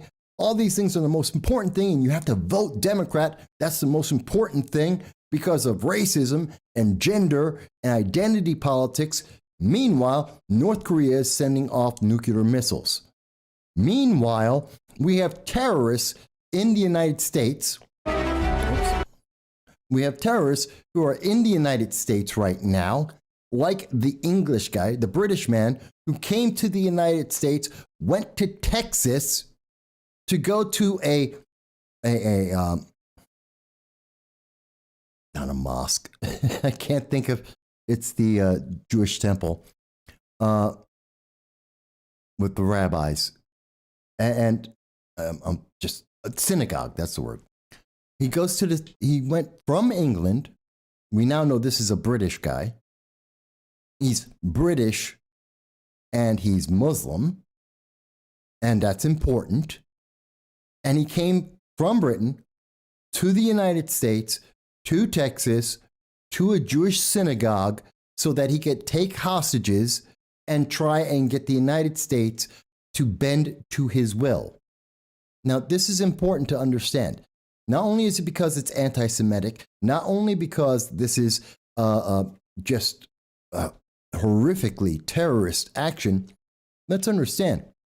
It's because the Biden-Harris administration is weak. Under what other president do we have people coming from other nations to come into the United States so that they could commit acts of terror in the United States like this, to hold hostages? You don't see that under strong presidents. They don't do that. They don't come to America to do that because they know that they're going to wind up dead. And not because of an accident, not because it's incidental, but because the president's going to be like, you're going to die. You can't do that in my nation. You may say, well, that's just hot-headed. That is an overreaction. That is terrible to say. And I will tell you, that's how you keep people safe. You can tell me you think I'm wrong. You can say, Mike, that's just too much. No, I disagree with you. Okay. Then you tell me. Because the Biden-Harris administration is coming off as weak. And the reason why this terrorist decided to come from Britain into the United States to try and get hostages so that he could free other terrorists held by the United States. The only reason why he did that is he didn't think the president was strong enough to stand up and say no. The same reason why North Korea is launching missile after missile after missile, because they don't believe America is strong enough to not do it. They don't believe that Kamala Harris or Joe Biden have the willpower to not bend. As we speak right now, we see that the United States is about to give up the Ukraine to Russia because Joe Biden has no backbone and the Kremlin, Vladimir Putin, is calling his bluff. We've been documenting it since the beginning of this year. Putin has been, well, I was about to say words I can't say on this. Putin has been just abusing Joe Biden. He's laughing in Joe Biden's face. North Korea is laughing in the face of Joe Biden. Joe Biden's like, please talk to us. This is a fact. This is true. The Biden-Harris administration have been, since the day they got in, they've been talking to North Korea, asking North Korea to have conversations with them, to talk about the missiles. And North Korea is going, no, just take away your sanctions. Just give us money. Give us money or else. And the Biden administration is desperate. They're desperate. They're going to fold. And everybody knows it. China knows it. Iran knows it. That's why the Iran nuclear deal. What's Iran saying? We're not going to talk to you until you give us the money. Remove the sanctions. Give us the money. We can build any missile that we want. We're going to make a nuke. But give us the money. And you'll get to go out and tell your American citizens, hey, I signed the Iran nuclear deal. Now vote for Democrats because we have increased world peace. Meanwhile, Iran's going to use that money, as they have told us. They have said this directly. They will use the money to increase global terror around the world. They will fund terrorist organizations with the money that they will get from Joe Biden. It is a fact. It is not even a question. It is a fact. They did it in 2016 under Obama. They will do it with Joe Biden. Why? Because Joe Biden's weak. And if you think I'm wrong, please tell me why. Because that's why we have people coming from Britain into the United States to commit acts of terror because they think Joe Biden is weak and that this will make him bend, that he will do whatever it takes, especially because if he doesn't, he looks weak and therefore he's going to lose. His party will lose in the 2022 midterm elections. And I am happy to hear anyone tell me why they think I'm wrong. I'm happy to hear that. I'm not sure that people on Twitter or Facebook are able to see me right now, but I'm telling you, I'm more than happy to have that conversation. If you think I'm wrong, tell me why. Because when I look at it over and over again, it's the only thing I'm seeing. We're seeing people trying to figure out, and everyone's trying to figure this out. When you look at what's going on in Russia and the Ukraine, and everyone's trying to figure out, well, what can we do? How do we deal with this? The ball is in Russia's court. No one's talking about the United States. The United States are not a factor in this. The United States, we have Democrats right now who are fighting in the Senate to protect Russia having a pipeline, the Nord 2 pipeline, the Nord Stream 2 pipeline. $11 billion that Joe Biden is more than happy to provide to Russia, which he has done. He has authorized it. And Democrats are fighting to make sure we give Russia the money for their pipeline. These are the same Democrats that were cheering when Joe Biden, under executive order, killed the XL pipeline and forced our ally Canada to sell the oil sands they have, but they were going to give to America, to send that over to China. China made a victory on that. 11,000 Americans and all of the people that they bought things from, all the services they had, they went out of business. They were fired. They became unemployed. But China got oil. And Russia gets a pipeline paid by your tax dollars. But Joe Biden's, he's a brilliant guy. He's doing a great job. Really? Come on, folks. This is crazy. And it's so crazy because China is watching this whole thing. And they're watching the fact that Putin is winning. North Korea is winning. And just to quote this article, which comes from Hot Air, the outcome, talking about what's going on with Russia right now, on the edge of Europe, the outcome, though, could reverberate well beyond the region and well into the future, affecting whether American power will remain strong enough to maintain peace an advanced democracy, or whether the world's autocracies will claw back clout that they lost decades ago. That is what is up right now. That is the thing that we are seeing. That is the question facing America right now. As we pull away the veil and we throw away the distractions and we look at it, Democrats are focused on 2022. They want to be reelected, and they are struggling to try and find anything that will give them a victory. And they don't care what it is. They will bounce from issue to issue to issue until they find something that they think will let them win in 2022. And what is the cost of that is our domestic safety, our national safety internationally. We're looking at Russia about to start a war in the Ukraine, which will involve Germany to some extent. It's going to destabilize Europe to some extent, which means the United States is going to be involved in that. Our troops in Germany will be involved in that to some extent.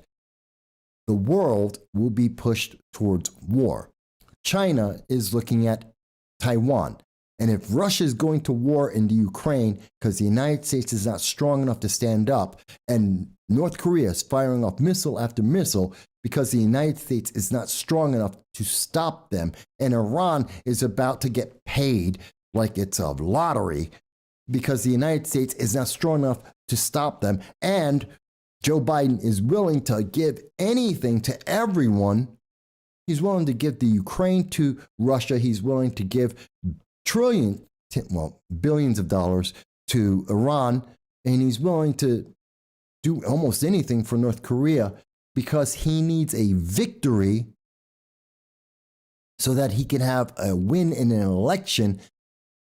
You know what? All of these dictatorships, these communist countries, they're running around. They're going crazy. They're going amok. And if you're happy to hear, well, what just happened? Did they just kill my feed?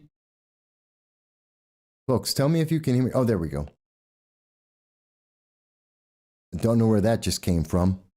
Looks like the feed got zapped for a minute. But tell me if you think I'm wrong.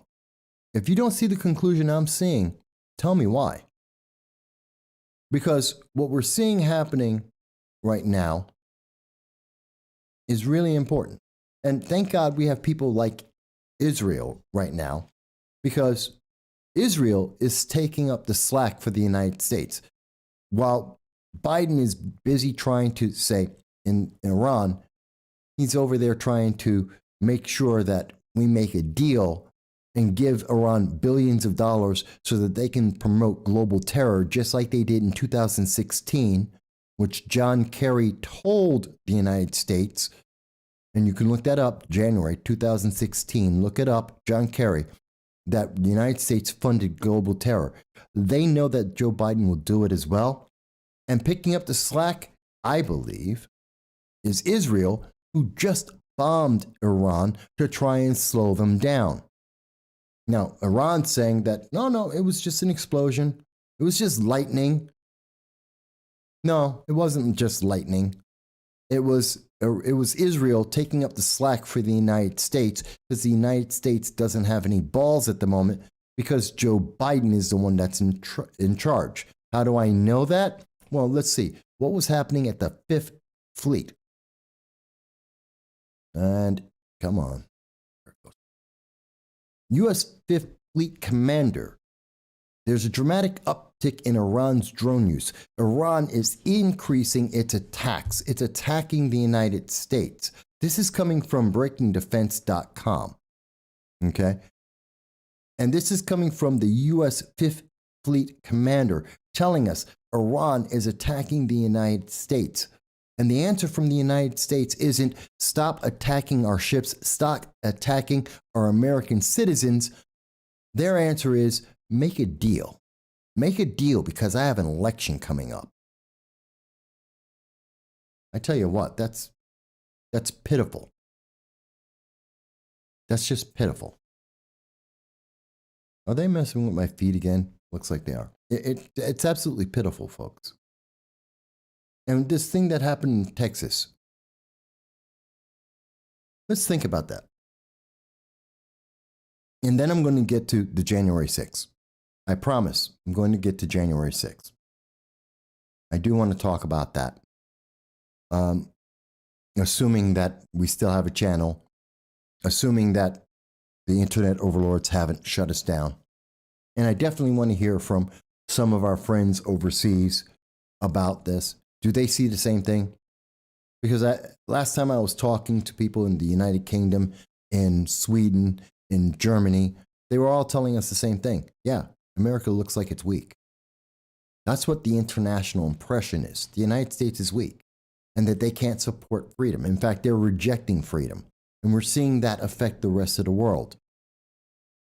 And I'll show you what I mean by that. So we all saw yesterday that there were hostages that were taken by a British citizen. Again, he came, this British, a British Muslim, left England, came to the United States, went to Texas, went to a Jewish synagogue so that he could hold hostages, so that he could try and get the United States to do what he wanted. You don't do that if you're going to a nation that you think is strong, that you think will not bend. If you think if you don't think they're going to bend the knee, that's not where you're going to go. And so this is the BBC talking about this. The thing about this is, and this comes from Ari Hoffman and Rasmussen reports, Biden's FBI stated the Islamist terrorist who held Jews hostage at a Texas synagogue on the Sabbath was singularly focused on one issue that was not specifically related to the Jewish community, and that the FBI is looking for a motive. Are you crazy? Only someone who is insanely weak or someone who is running away from the truth would ever say that this wasn't motivated by anti-Semitism, that this wasn't something that was done by a radical Islamic terrorist. That's the fact. And if you want to tell me, Mike, well, you just don't understand, you got it wrong, please explain this to me. Tell me how I have it wrong, that this was about Islamic terrorism. Not because the Nation of Islam, not because Islam is a terrible religion. It's a religion. Everyone has a religion. Most people have a religion. That's fine. I'm not picking on Muslims for that. I am picking on fanatical terrorists who used Islam as the backdrop for their terrorism. And this guy used that backdrop to attack innocent American citizens because he thought Biden would bend the knee. That's why he did this. And he specifically targeted Jews because he could have gone to a church. He could have gone to a Boy Scout meeting. He could have gone anywhere. He decided to go there because he wanted to make a point. This was about fanatical Islam. And you know what? I'm not the only one who thinks that. So does the Jake Sullivan. This is White House National Security Advisor Jake Sullivan on CBS News said, quote, "It's too soon to tell at this point what the full parameters of this act of terrorism, this act of anti-Semitism were." Remember, this is coming from the same Biden administration that just said they don't know what the motive is. They said that, what was that, 15 hours ago. They had no idea, even though they listened to the guy. There are videos of him telling you exactly why he's doing it, because of Islamic terrorism. And then we have, after everyone goes, you're an idiot for saying that you don't know what the motive is, because he made it very clear. He had hostages. He had conditions. This was a fanatical, radical terrorist. It was very clear. Now we see the Biden administration go, oh, well, it was terrorism, kind of, sort of. And you know what CBS News is doing? They're hiding the story from the public. This is important. This is from, again, CBS News. He was on Meet the Press. Jake Sullivan, National Security Advisor, on Sunday on CBS, Face the Nation. You know who told me this? This came from Fox News. Fox News is telling us what was on CBS. Do you know why Fox News has to tell us that? Because CBS says, hey, here's the transcript. We're not going to tell you what it's about. We're not going to tell you what he actually said. When you look up CBS Sullivan, you're going to see Sullivan warns of severe economic consequences. He's talking about how we're being all big and bad with Russia, even though Russia doesn't care. Even though we know Russia is planning to invade the Ukraine. So the severe economic consequences mean nothing. And instead of telling us what Jake Sullivan actually said, which is that there was an act of terrorism on U.S. soil and that it was anti-Semitism, which was the motive, and that it should be denounced, they instead tell us, oh, here's a transcript. Won't tell you what it's about.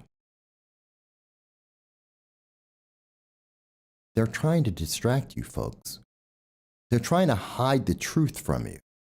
They're trying to hide the fact that Joe Biden is not just weak, he's a complete failure. And he has failed at everything, and he is willing to lie to your face. And the news media, the major news media, are covering up for him. And I'm showing you the evidence of that. You can look at it for yourself. By the way, we see Steve Wilson has joined us. Hello, Steve. Steve, this is the first time I've seen you on the show, so thank you for joining our audience. We appreciate it. And Steve mentions rent is up 19% across Central Florida. And meanwhile, Florida Republicans have 2 bills in the state legislature to undermine the $15 an hour minimum wage that Floridians approved in 2020.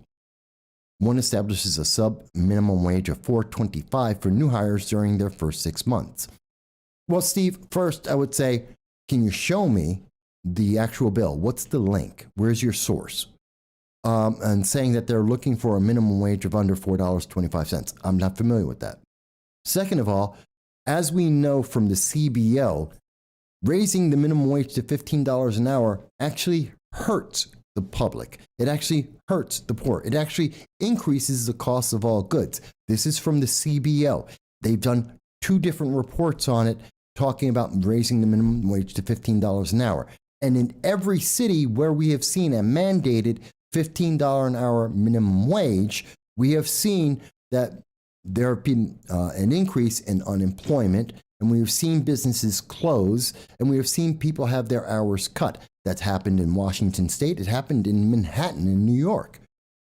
So it's actually not in the best interest of the American people to artificially increase the minimum wage. In fact, the $15 minimum wage that we are seeing across the nation right now, because of the pandemic, hasn't resolved the unemployment issue that's been going on. So actually, it's not really in the best interest of the public.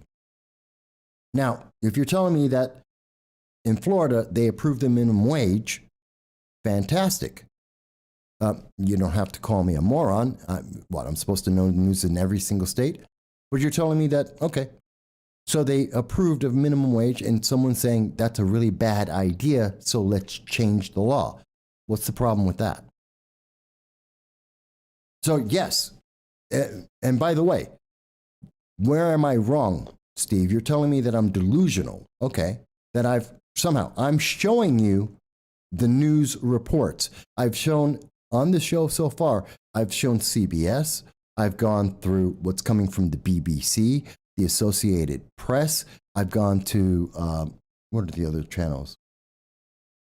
Let's see, we've got Breaking Defense we're talking about Telegraph from the UK, actual tweets directly from the government itself.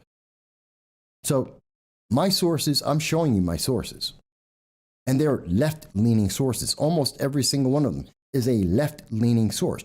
And they are showing you the failure of our government. You're seeing that Russia has disregarded. They've already had conversations with the Biden-Harris administration.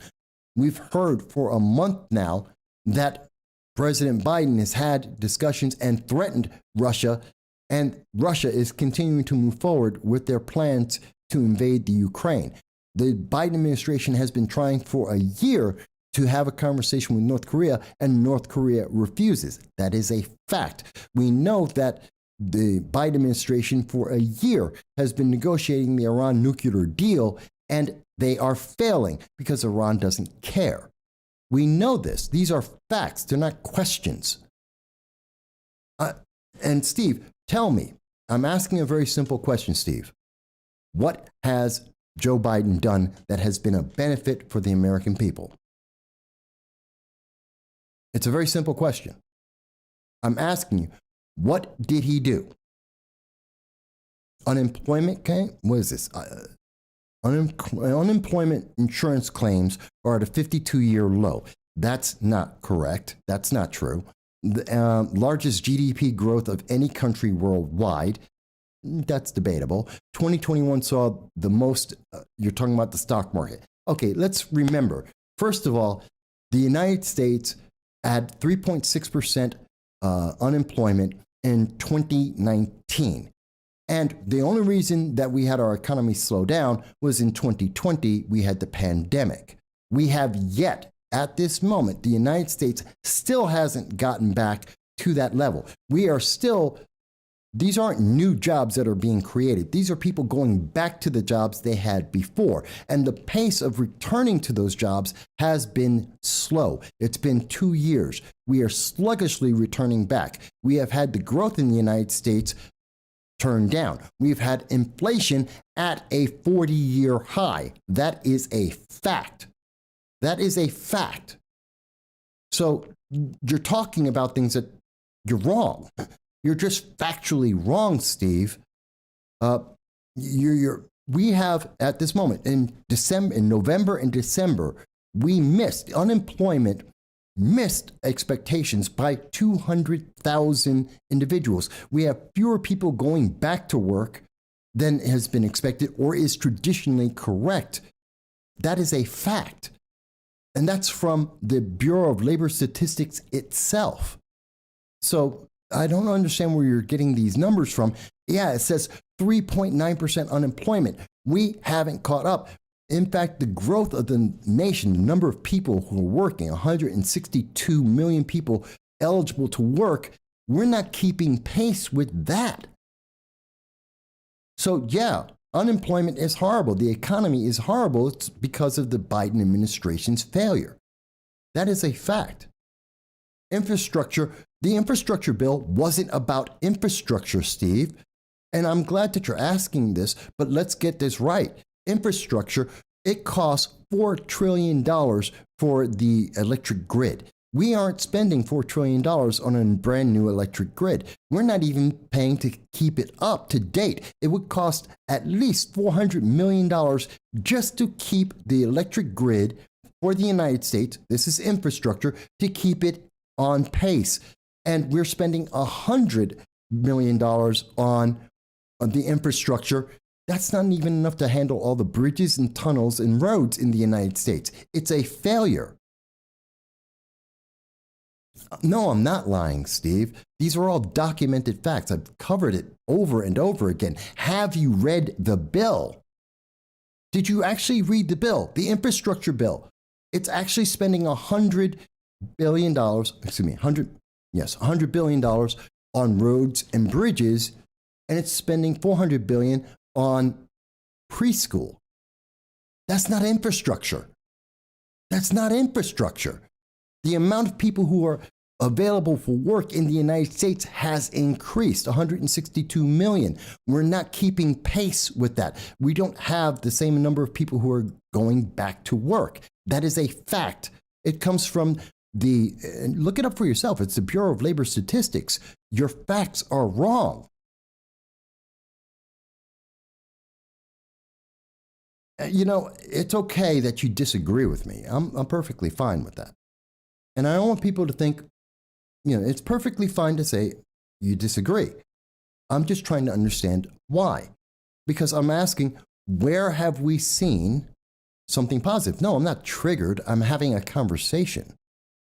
See, let's understand that. It's not being triggered to say, justify what you're saying. Show me where you're getting these facts from. What source are you getting that from? Give me a date, a time, and a news source. Because the data that you're talking about, and I have videos going back for 15 years covering the things I'm talking about. It was, a week ago, 2 weeks ago, I actually covered from the Bureau of Labor Statistics the unemployment rate and the fact that we missed in the number of people who are working. That's a fact. It comes from the Bureau of Labor Statistics. You can see the video. You know what? I'll pull it up. You know what? I'm going to just show you real quick.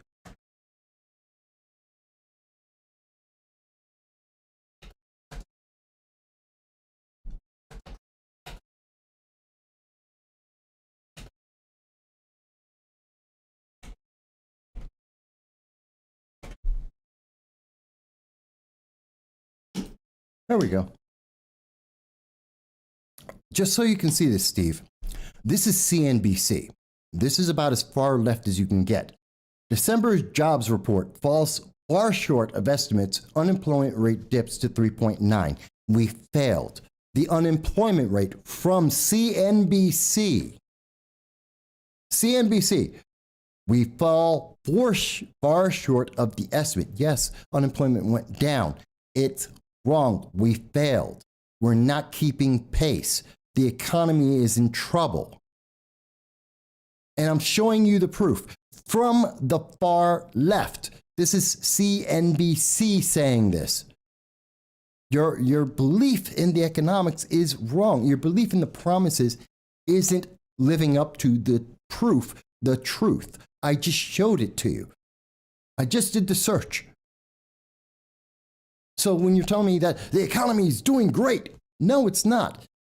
We have 7% inflation. That is coming from the Biden administration's policies. And that's not including the fact that I don't know how many people have come on and have said, oh, I'm paying 20, 30% more for meat and food. That's not a good economy, Steve. It's fine that you don't agree, but I'm showing you facts. You don't have to, I'm not asking you to become a Republican. I'm not asking you to become a conservative. I'm not asking you to become a libertarian. What I am asking you is to hold people accountable. Hold the politicians accountable for what they are actually doing. Because the facts aren't matching up to the promises that they are making to the public, and they are failing us. And you don't have to like that, but you can't tell me it doesn't exist. And that's what I want you to see. And you can tell me I don't like it, and that's fine. You don't have to like it. And you can tell me that you don't want to be a Republican. That's fantastic. You don't have to be. But you can't tell me the economy's doing fantastic and Joe Biden's doing a great job and unemployment is not a problem when it is factually a problem, and we can see it, and it's being told to us by the very same news media. It's not publicized. They're focused on unemployment rate dips. No, the problem is that we missed on the December jobs report, and December is the biggest growth of jobs. We always have a surge of jobs in the fourth quarter, especially December, because of Christmas. And if we're missing in December, if we're not having that job growth in December, then our economy is screwed. And it also means the economy around the world is screwed. That is just facts. And if you don't agree, that's fine. It has nothing to do with the Republican Party. I'm a Republican, fantastic. But, running away and telling me you don't like it doesn't really mean much. But that's that.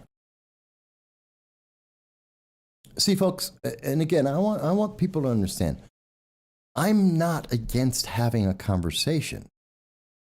I'm against having people having a closed mind and telling me that, well, you can't say what you're saying because I don't like it. I don't agree with that. I don't like when someone's saying, well, you have to agree with me. You have to believe this because that's what I was told by a politician that I like, because it matches my political preference. I don't want that. If there is factual, I can go to every piece of economic data that you would like to, and the United States is not doing well, and that's in part, and that is because of the Biden-Harris administration. I can point to the southern border, and we are not doing well with our immigration policy because we have an open border, and 1.6 million illegal aliens entered the United States in 2021 alone. That is a fact. We have had over 150,000 children abused because they were sent into the United States because of the Biden-Harris administration's open door policy. That is a fact. It's not a question. You can go to the United States Customs Border Patrol, look up their numbers month after month. They have it. It's reported. Do the math. It's reported. It's not a question. I've shown it on this show before. I'll be happy to look it up if someone wants me to. That is a fact. We are seeing Joe Biden promised America that he knew both Putin and Xi out of President Xi out of China, and he knew all the rest of the world leaders, and that he would be able to negotiate with them to increase the world peace. Well, here we are on the border of Russia, and the border of the Ukraine, and it's not working. We're watching Iran. It's not working. They're attacking the United States. They're attacking others. They're using UAV drones. That's coming from the 5th Fleet Command. They're not more peaceful. North Korea has fired off missile after missile after missile within the month of January so far. Within 2 weeks of January, they fired about 3 different missile firings. That's not more peaceful. We have China that is consistently saying, and more increasingly saying, that they're going to take over Taiwan. That's not an increase in world peace, Steve. The big things that are important to the world are failing. That's just a fact. We've been promised that we're going to go back to normal once we are able to hit herd immunity. We have done that over and over and over again. New York State has herd immunity. We hit it. 70%, we got through that. 75%, we hit that one. 80%, we're at that target right now. We've seen that throughout state after state after state. We're not going back to normal. And yes, it is a fact. Joe Biden made a contract with Germany to be able to keep us in this same state of non-normalcy for years to come. That is a fact. So no, I'm not losing my mind. I'm trying to make a point, and I'm trying to get it into your head and throwing out this, but how do you feel? I don't care how you feel about it. I care about the facts, and the facts have to be told. And speaking of the facts, let's actually talk about, and remember, this thing that just happened in Texas, where the United States government has been flip-flopping back and forth, even though they don't want to admit it. The fact is, they understand it was an act of terrorism, even though they say they're trying to figure out what the motivation is, and the motivation is terrorism. But at the same time, we have Biden flip-flopping and saying, hey, we got to reform the police. We've got to change the police. That it's terrible that we can't change the police. The police are the problem. We have to defund the police, which has not worked in any city or any state that they have done this. Everywhere they have been doing this police reform, which is the same thing as defund the police or reallocate the funding of the police. They've called it a whole bunch of things, or community policing. Every one of these names that have been used have all resulted in the same thing: less police officers and more crime every single time. And Joe Biden is busy telling us that we need to have less police officers as hostages are being taken. And I can tell you, in my community, people are being stabbed and shot. But I have Councilwoman Angela O'Reilly telling me that we need to defund the police. We have Eric Adams, the AG for Eric Adams, who are telling us that we need to release prisoners and we need less police. We have BLM telling us we need less police. Meanwhile, crime and violent crime is on the rise. Does that make sense to anyone? Does that sound backwards? It sounds like someone who's trying to make sure that they are finding anything they possibly can to be able to get votes. In fact, I want to go to Russell Brand. A lot of people know this. Russell Brand, he's famous. I want to hear, this is him talking about January 6th. And it's a small part of the clip, but I think this is important. I want people to hear this. Whatever you think about that event, whether you think, oh, I hated those guys, those hicks, or I love those guys, those freedom fighters, the consequences of it are anti-protest legislation. So if you think there might ever be something you don't agree with happening as a result of your government, their relationship with the media and big business, then you should be concerned. And if there are other people that are up for getting out on the street and protesting, you should be looking for alliances, not differences with those people. Republicans have often pointed to the protest. So he's talking about January 6th and the fact that we now have 10 individuals who have been charged with domestic terrorism. They've been charged with sedition or insurrection. 2 of them from North Texas. One of them is the leader of the Oath Keepers. I want to talk about this. So this is driving me nuts. The Oath Keepers are now being accused of having committed treason, that they are traitors, they have tried to destroy the United States government. And I think it's the most ridiculous thing we've heard. And I think this is most obviously something that they are trying to do to just get votes. Because they have waited an entire year. 725 people were arrested. 400 people at this moment are sitting in jail for an entire year because of January 6th. 300 to 600,000 people, depending on which source you want to look at, between 300,000 and 600,000 people were sitting in front of the Capitol on January 6th, just over a year ago. And they're now telling us that 10 people were trying to get 300,000 people to overthrow the government, and they didn't. It's not even close to being true. You think I'm misunderstanding this? See, you've seen a lot in the news. Forget the news. Russell Brand has made it very clear. You're being used. The news media is using you to try and make you think that they're doing something in your favor and they're taking advantage of you. The news media, this is from the Department of Justice. This is from the DOJ itself. Again, I'm showing you the receipts here. This is their indictment of the leader of the Oath Keepers and 10 other individuals. And if you go through this, I'm going to show you the actual complaint, which is U.S. versus Crowell. And I'm going to show you that. But it's also right here in this paragraph right here. But I'm going to show it to you a little bit better. Here's the actual complaint itself. This is the allegations that are being made. And right in here, you can see this is on the 4th page of the complaint. On January 6, 2021, the joint session convened at the Capitol building for the certification of the Electoral College vote, where there were members of Congress who were in dispute, which is not new. Democrats have done it in the past. Republicans were doing it then. A large crowd began to gather outside the Capitol perimeter as the joint session got underway at 1 p.m. Crowd members eventually forced their way through, up and over U.S. Capitol Police barricades and advanced into the building's exterior facade. Shortly after 2 p.m., crowd members forced entry into the Capitol by breaking windows, ramming open doors, and assaulting Capitol Police and other law enforcement officers. Now again, this is why it's important to pay attention to the details.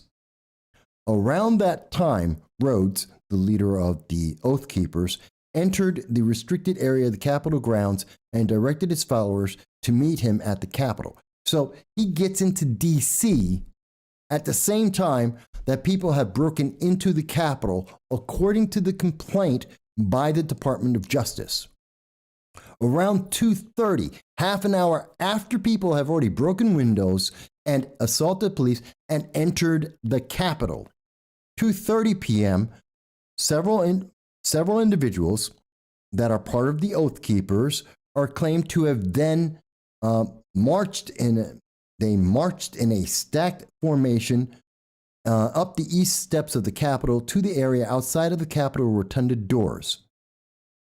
At the time the doors were closed and guarded by Capitol officers, they joined a mob of people some of whom attacked officers and tried to enter the Capitol while yelling, "Take their shields and our house." Attackers assaulted the officers. Again, they're not saying that the Oath Keepers did any of this. At 2:38, the doors were breached and the group of co-conspirators stormed into the Capitol alongside the mob. During the Capitol attack, the Rotunda doors were destroyed. Okay, so they already said people had already gone in. This is from the Department of Justice. They told you that at 2 o'clock, people were already in the Capitol. At 2:30, the people they're charging with the crime of entering the Capitol showed up. The timeline doesn't match. They said at 2 o'clock, people were in the Capitol. At 2:30, the Oath Keepers show up. They say at 2:38, the Oath Keepers got into the Capitol. That's 38 minutes after they have already said in their public and the court documents that people were already in. So this doesn't seem to be a crime in the way that they're making it out. What did the Oath Keepers do? If you go through the documents, as they said, while the Oath Keeper members and affiliates inside of D.C. breached the grounds, some of them were outside the city. They had people who weren't even in the city. They mentioned that of the people who went into the Capitol, half the group went to a line of officers. The other group went over and looked for Nancy Pelosi's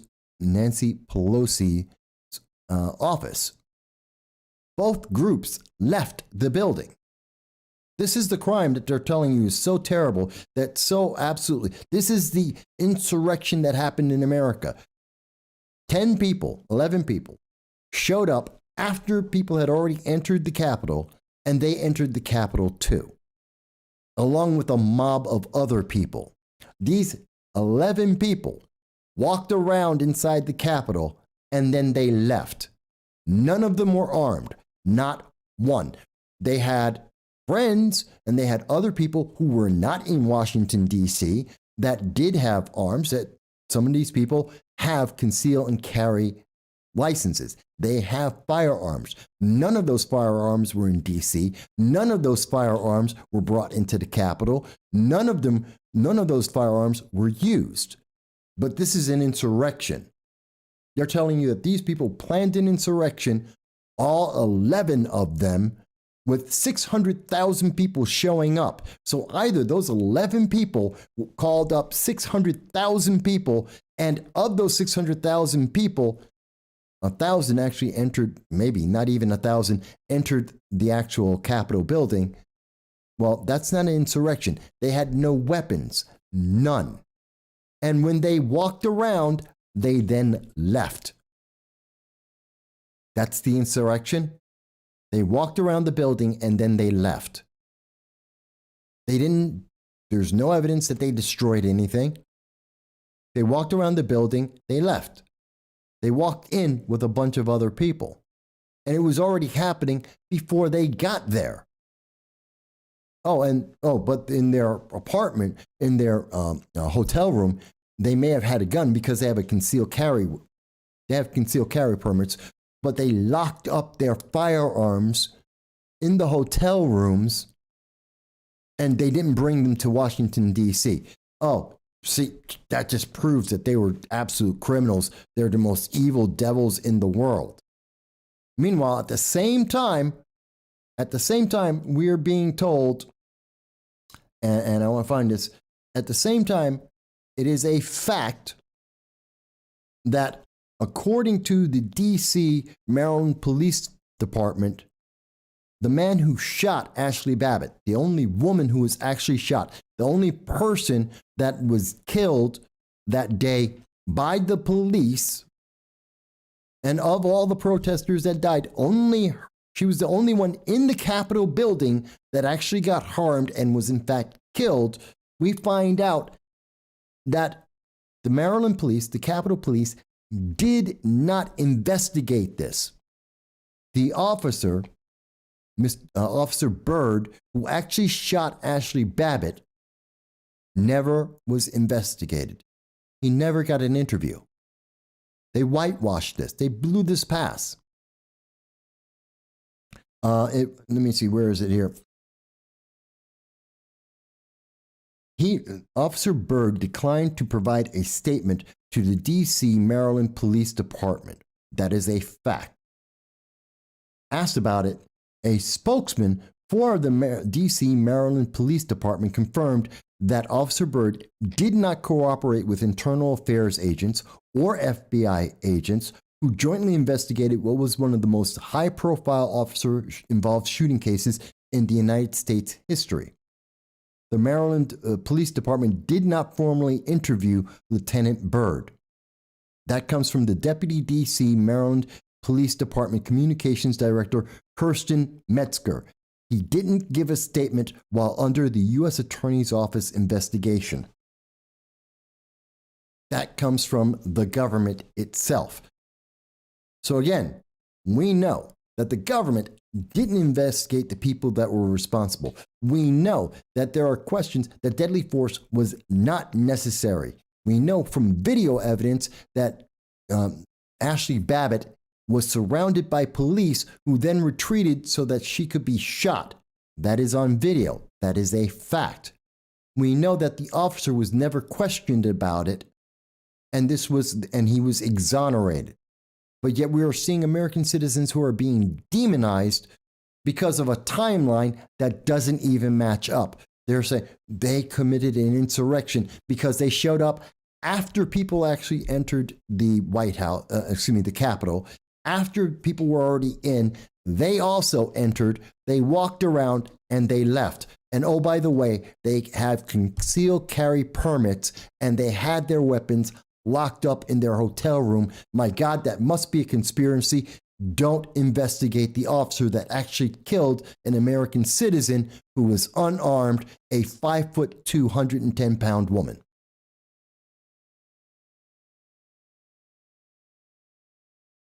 And you want to tell me that America is not weak? Under the Biden-Harris administration, with Democrats and the Democratic Socialists of America, you want to tell me that we're not looking like we're weak? And this is the evidence, and I am showing you the evidence, and the links will be in the description so that you can hear this. And even Russell Brand from overseas is able to identify that this is one big setup. That American citizens on the left and the right are being set up, and the only one that is winning is the government. And you may think I am wrong, and that's okay. And it's perfectly fine to say that you feel like this is a bad thing. Okay, you can tell me that you disagree. Fantastic. I am giving you the evidence. Now, if you want to tell me, Mike, you're completely wrong, fantastic. What evidence is there? I'm not telling you that you can't believe what you want to believe, but if you're telling me that I'm wrong, okay, what's your evidence? I want to learn. Provide me evidence that I do not have so that I can learn. Don't yell at me. Don't call me names. I don't care about that. Don't go off about some kind of emotional. I don't care about emotions. Give me the evidence. I am showing you the evidence that I can find, that even people overseas are recognizing how much of a cover-up there is going on right now and how this is negatively impacting American citizens, and that it is ultimately removing our ability to be free. It is dividing our nation, and that is causing us to become weaker. And the more and more that we are seen as a weak nation, the more and more that we are seeing people take advantage of the United States. We're seeing that overseas, and we're seeing that in the country, and we're seeing that in people trying to come into the country. Because we are seen so weak, because the Biden-Harris administration is so desperate to get any kind of win that they possibly can, we are seeing fiascos like the January 6th charges against the Oath Keepers. We're seeing them try and make deals with Iran. We're seeing them trying to make deals with Russia. We're seeing them make deals with North Korea, and it is not in the best interest of the American public. That is what I believe. Bellin says, facts are facts. Steve can't handle the facts. Well, no, he can't. And, you know, it's fine if he wants to say, but I don't like that. See, if he said, but I don't like it, I'd say perfectly fine. I cannot fault him for his feelings. If he feels like, but I feel like this should be the truth, I feel like this is still going to be a good thing, I'd be fine. If you want to tell me that you feel like the people on January 6th are criminals, fine. You can make that statement. I'm never going to hold that against you. But I am also going to provide you the evidence to let you know that the story that is being told to the American people is a story. It is not truth. It is not backed in fact. That there are holes in this as wide as semi-trucks that you can drive through that don't make sense, that do not justify what we are being told. And because it is that obvious, it is dividing America because the facts don't add up. And unlike Alexandria Ocasio-Cortez and the Democratic Socialists of America, especially the Ithaca chapter or the Progressive Leaders of Tomorrow, otherwise known as PLOT, I do not believe in emotions. I believe in facts. I believe in being factually correct, grammatically correct, and being able to show you the evidence of what I am talking about so that you can make up your mind and you can decide whatever it is you want to decide. You don't have to agree with Russell Brand. You don't have to agree with me. You don't have to say that we're right. But I think there's a problem when we know for a fact that the officer, Lieutenant Byrd, who killed an unarmed American woman who was surrounded by police officers, should be investigated. I think that's absolutely should be investigated. And I have to ask the question, why isn't she? Why is that covered up? Which makes me think if they're willing to cover up one aspect of this event, and I am looking at a timeline that is being submitted by the Department of Justice, and it is telling me that these people are responsible for breaking into the Capitol after it has already been broken into, that they are responsible for people being injured even though they didn't injure anyone, for going around and destroying property in the Capitol even though they didn't destroy any property, then I have a problem understanding that doesn't match up to me. That's not telling me that they did something that is at the level of insurrection. Now, you may tell me, Mike, no, just being there is treason. Fine, let's have that conversation. But understand the facts do not match up to that. They do not match up to that at all. I don't know, maybe people disagree. And I want to hear what everyone else thinks. And I really suggest, have you read the actual DOJ charges?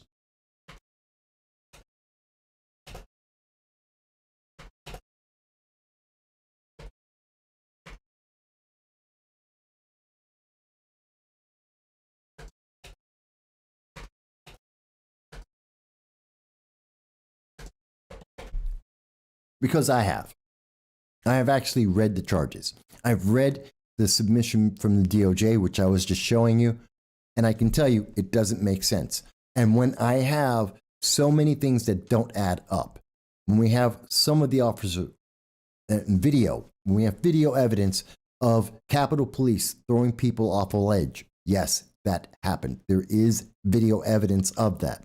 When we have officers that are backing away, allowing crowds to come in, when we have video evidence of police officers saying that the public are allowed to come into various areas throughout the Capitol as long as they don't destroy anything. When I see video evidence of that, and it exists and it is real, I have a question about, well, what kind of insurrection are they trying to tell us happened? Not to say that there weren't people who didn't cause damage, there weren't any bad people there. There were some of questionable organizations. But if you're telling me the Oath Keepers, the worst thing that the Oath Keepers did is that they had concealed carry permits and their weapons were locked up in a hotel room, and you're telling me that's an insurrection? No, I don't think that is. When you're telling me that 11 people decided together to show up at an event where 600,000 people were already at, I don't think that's an insurrection. Does that make sense to you? I mean, you can tell me you disagree, that you think, no, those 11 people were going to take over the government without the help of the other 600,000 people that they had nothing to do with, that they had no control over, that they did not organize anything with. That those 11 people, they were going to go into the Capitol by themselves, surrounded by police and 35,000 law agencies, and they were going to walk in and they were going to take over the government. If that's what you want me to believe, you got to come up with some better evidence than what I'm seeing right now. There better be more information than what's being presented in the charges that have been presented by the Department of Justice, because it doesn't make any sense. But it does make America look weak. It does make it look like America is so busy infighting over false information that the rest of the world has the opportunity to run rampant and destroy the Middle East and Europe and Southeast Asia. That's what it looks like to me. And none of that changes based on your feelings. Whether you feel like I'm right or not doesn't change the fact of what is happening.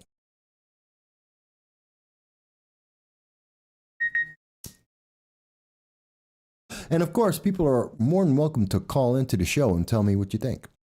Santos. Hello, Santos. Santos, I think it's the first time that I've seen you. Thank you for joining us today. And he says, Lavrenti Vieira, the most ruthless and long-serving secret police officer in Joseph Stalin's reign of terror in Russia and Eastern Europe, bragged that he could prove criminal conduct on anyone, even the innocent. Quote, "Show me the man and I'll show you the crime," was Beria's infamous boast. That's kind of what we're looking at right now. We're looking at individuals that are being demonized. See, you get demonized for I get demonized for being a black Republican. In fact, we heard that from Steve in his comments. Well, he didn't say it was because I'm a black Republican, but it was because I'm a Republican. And so he was demonizing me for being a Republican, for having a political opinion.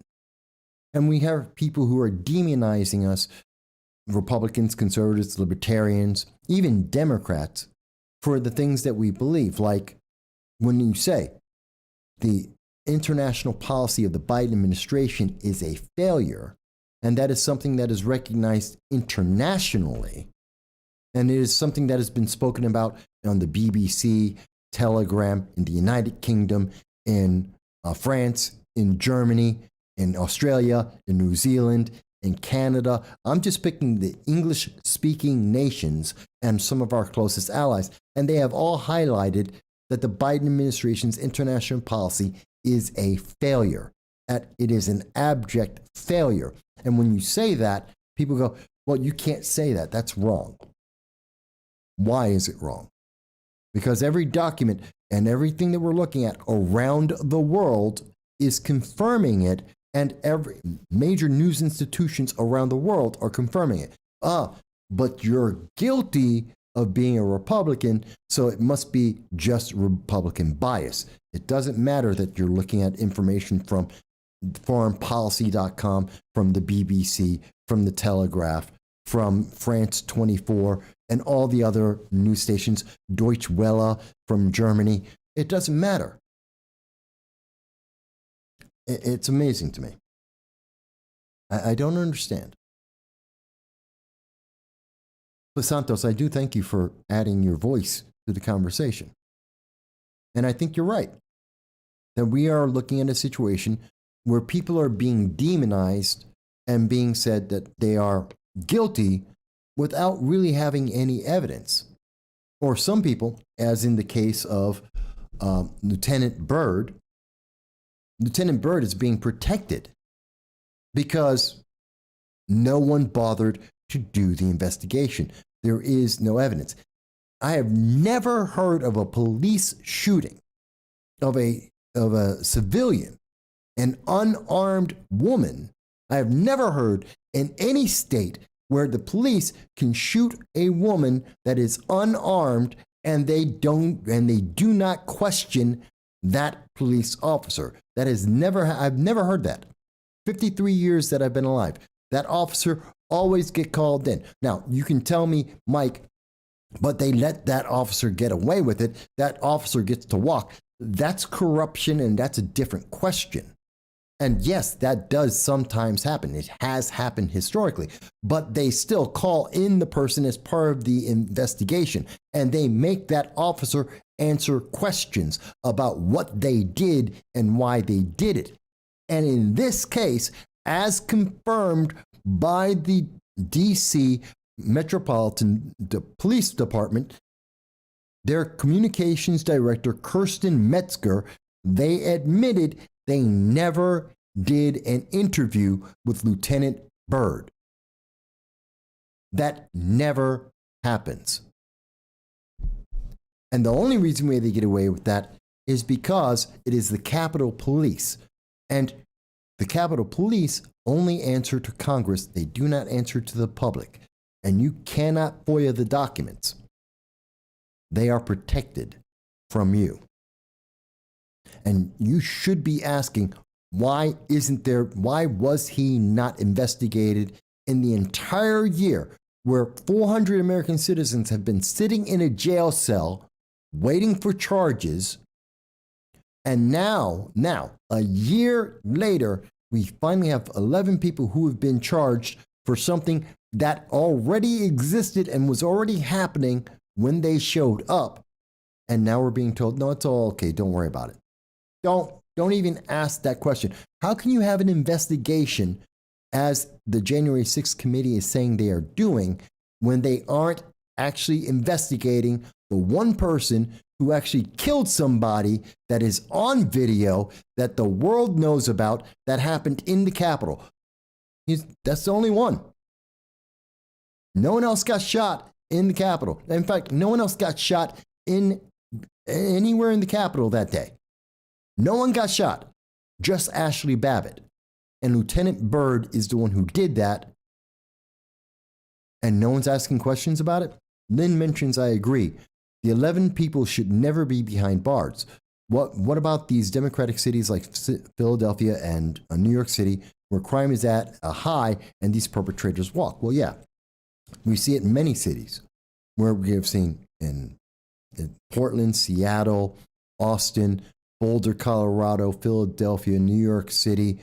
You can go around the country where we're seeing police reform and justice reform, where we're allowing criminals to walk outside the doors, just go right on back, committing bank robberies and assaults and drug crimes, and they're just let right out the door. It doesn't make sense. We're after the wrong people. We're literally letting people commit crimes and walk out the door. And then we have people that have the wrong political affiliation, and we're demonizing them and letting them rot in jail cells. It doesn't make sense. Santos Zingaro says, is Biden's foreign policy a failure? Stop and think. Biden is lead of a cabal of Marxists. Step over and look at the other side of the coin. Seems current foreign policy is favorable to communist countries, so I could argue Biden's foreign policy works great for communist countries. Well, I've been making that argument for, well, all of January, if not also December. I've been going over that for many, many months now. And there is no question about it. Again, we can look at this North Korea. Joe Biden saying, I'm going to put in sanctions. North Korea says they don't care. This is coming from the AP News. We see from the Telegraph. Joe Biden said he's going to talk with Putin and that he's going to be able to handle Putin. And Putin saying, I don't care. He's not concerned about the, where is it? There's a line in here. Here it is at the end. Western leaders have desperately been trying to convince Russian counterparts that war would have costs. Finland and Sweden would likely join NATO. European defense spending would soar. President Biden's massive sanctions plan would kick in with brutal consequences. It is not yet clear whether Putin believes them, or if he does not, or if he does, whether he is bothered by these costs. He doesn't care. He's not intimidated. And that's the whole thing about international policy. Part of it is I have a big stick and I can hit you with it. But I'm carrying a big stick. U.S. policy, that's international policy. I have the big stick. I can hit you with it. Don't make me have to hit you. And Russia doesn't care. They're calling his bluff again. It's like back at the G20 meeting in 2021. Putin laughed in the face of Joe Biden. Literally on international TV. He laughed in the face of Joe Biden. And he's doing it again because he doesn't think Joe Biden has any teeth. It's the exact same thing he did to the Obama during the Obama administration. He laughed in President Obama's face. And what we're going to see, and here's the thing that's really troubling to me. Because Joe Biden has 33% approval amongst Democrats, that he has no power because Build Back Better was defeated by Democrats. The filibuster was supported by Democrats. The border is in shambles because the economy is in shambles. And everything's pointing back to the Biden administration and everything they've done. And we have international policy where none of the nations that Joe Biden promised he would be able to handle are listening to him at all. They're laughing in his face in every single country. He's desperate to make a deal. He's desperate to have a win. As I was mentioning to Steve, name the win that name something that Joe Biden has purely, absolutely won. Something that is, without dispute, a victory.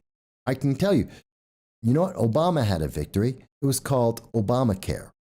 That was his victory. That was one of his big victories. He had cash for clunkers. It was a horrible idea. It cost America money. It was a bad policy, but it was a victory for the Obama administration. He increased the cost of electricity, but it was a victory for Obama, and he got to have his green energy initiative. He wasted billions of dollars on 25 companies. Every single one of them failed. But it was a victory for the Obama administration. He had victories. Where are the victories for the Biden administration? And because he has no victories, the other nations in the world are taking advantage of it. They know that Biden and Nancy Pelosi and Chuck Schumer, they're desperate for a win. They're desperate to maintain power. They're desperate to win in the midterm elections in 2022 and to have any hope of winning in 2024. They need to have a victory. So all of these countries are taking advantage of it. So Santos, you're correct. It is a benefit to many of the communist countries out there, like China, like Russia, like Venezuela and North Korea. These countries are taking advantage of the fact that Joe Biden is weak and desperate for victory. He's desperate for something that he can say, I got it right. It's not the economy. The economy isn't it, because if you take away the media covering it up, changing the headlines, trying to focus on anything and everything. Remember, when we got the numbers for December, Joe Biden said it was a historic recovery. It was a historic day because it was a day of recovery. Meanwhile, you look past the headline and we missed. We had 250,000 jobs when people were expecting 500,000. We missed. We missed in November as well. In the fourth quarter, busiest time, the economy failed. Inflation hit a 40-year high. It is a failure. There's a problem here. But the headlines are saying it's all good. Joe Biden saying it's the best time ever. And nobody who goes to the store agrees. Nobody. Unless you like paying 20% more for a hamburger, which I don't think I do. So yeah, that's why it's an advantage, Santos. And I thank you for the question and your comments, because I agree with you. It is a benefit for everyone outside of America because Joe Biden is desperate to have a win inside America, and he is sacrificing the rest of the world.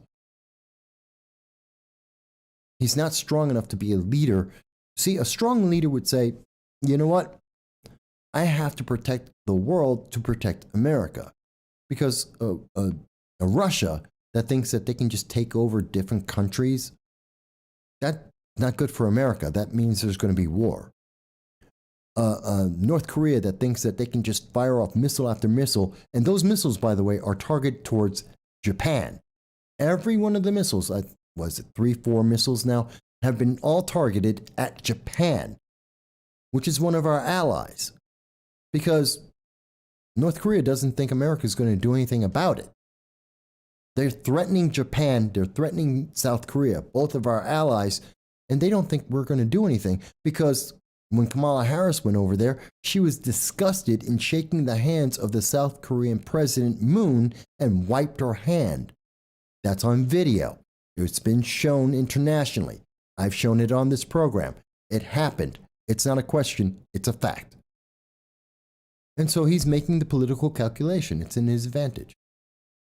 Do you see how this works against the United States, how it's hurting us? Iran is so confident that Joe Biden wants to have the nuclear deal, the Iran nuclear deal, that they're sending off drones to attack Americans, to attack our ships, to attack our troops, to attack our allies. Because what's Joe Biden going to do? He wants the deal. He can't be all blustery and I'm going to put in sanctions, we're going to stop you, and ask them for a deal at the same time. He can't do that. He's weak.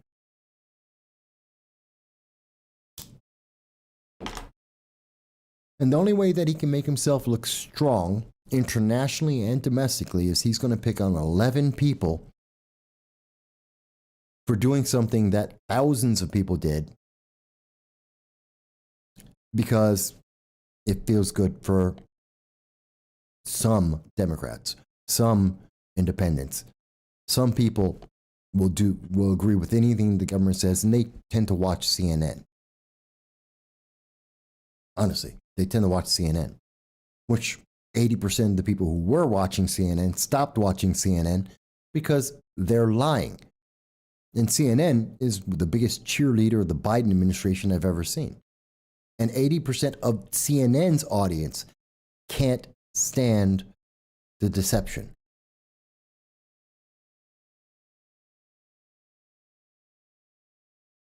You don't have to agree with me, folks. I'm sure the internet overlords don't because they are suppressing this. They are hiding this from you. They are reducing our reach on this. So I do hope that if you have found this to be interesting, by the way, please do subscribe, like, share. We're always open to hear your comments, to hear your statements, to tell us whether you agree or you don't, and tell us what you think is important. We've already heard a couple people call in, like John and Jason. They called into the show to tell us what they thought about different issues that we were talking about. I'm happy to hear your comments. I know occasionally we get our friends from over across the pond, Agent Black and a few others, a couple people from Sweden that sometimes check into the show, even though the time difference means they're up in the middle of the night to watch this program. I always want to hear what you have to say, because I find it interesting. And by the way, Steve, if you're still watching, you're more than welcome to comment. You're more than welcome to be on this program. We did not chase you away. We did not block Steve at all. I just want people to know this who are watching the program. Steve stopped talking because Steve stopped talking. We didn't stop him. We did not block him, and he is more than welcome to make more comments and say whatever he wants. The only thing we ask is, please, Steve, stay away from the personal attacks. Don't talk to me about your emotions. I really don't care. I'm asking about facts.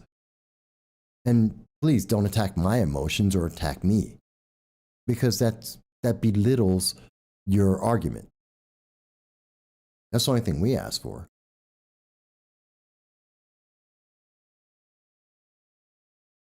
But, it is important to share these thoughts, to have these conversations, to talk about these things, even when we don't necessarily agree. Because that's where we think the best ideas come from. If we don't understand what the problem is, how can we fix it? We constantly hear gun control, which is a big issue for me, because I'm a Second Amendment advocate. I believe in the Second Amendment. I believe every woman should be able to have a firearm and should be trained in the use of firearms, because it's a wonderful equalizer. I think it raises the bar and makes it that much harder for someone to say, I'm just going to abuse a woman. I truly believe that. I think it helps to stop events like what we saw in Texas yesterday, where we have a fanatical Muslim radical terrorist, and he comes in and he's taking over and he's holding hostages. And I think if more people were armed at that moment, he wouldn't have gotten away with that. I truly do believe that. You can tell me you don't, but that's what I believe. And we've seen in Texas where individuals who are crazed individuals, who are terrorists, who are evil people that were looking to kill individuals, that when people were armed in Texas in a church and they pulled out their firearms and they protected themselves, and that stopped that event, and less people were armed because of it. So I think it's good to have the Second Amendment. But I'm willing to hear people who tell me, Mike, I disagree. I don't think that's the best answer.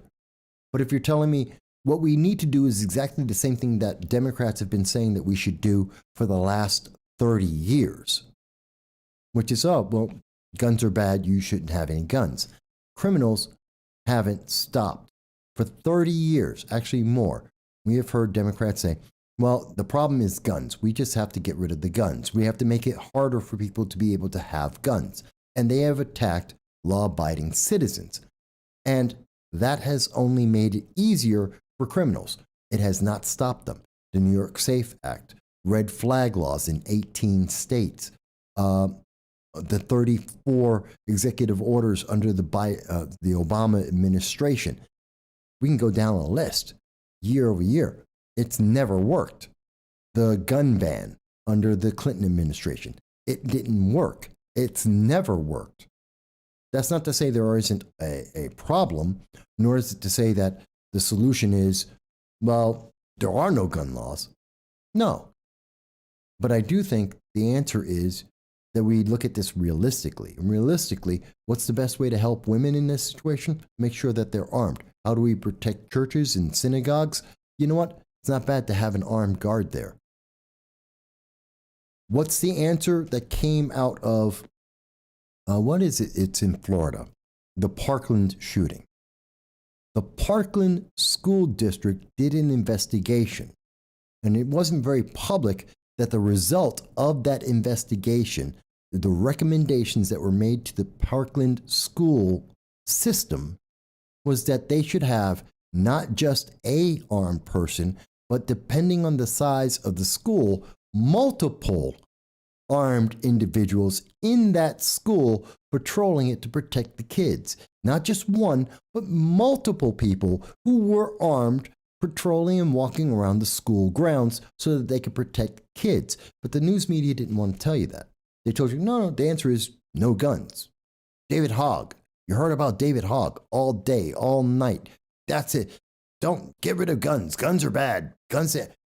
Yeah, and the Parkland School District had the recommendation, actually have armed teachers, have armed individuals patrolling the school. See, that's how you get to an answer. Is it the perfect answer? Maybe not. Will it work? Yeah, it will.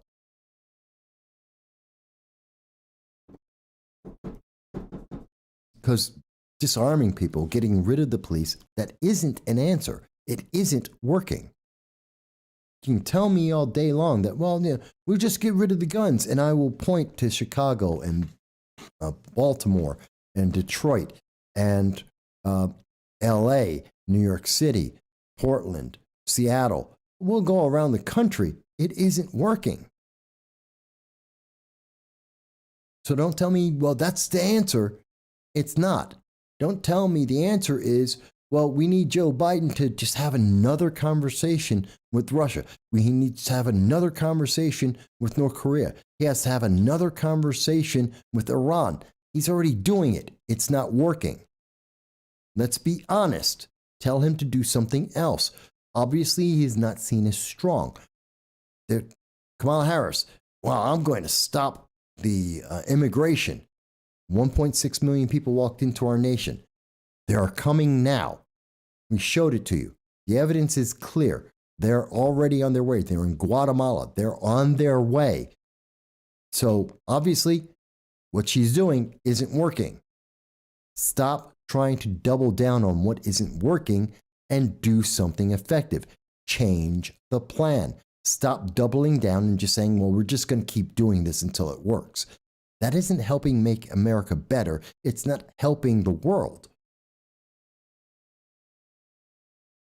And we need more news institutions that are willing to say this, even if it's unpopular with certain people. Yes, the Democratic Socialists of America, the progressives in America, don't like that a black man is saying that these are the things we need to do, because they don't like black people saying things that aren't approved. Well, that's a problem, and I'm not going to stop speaking.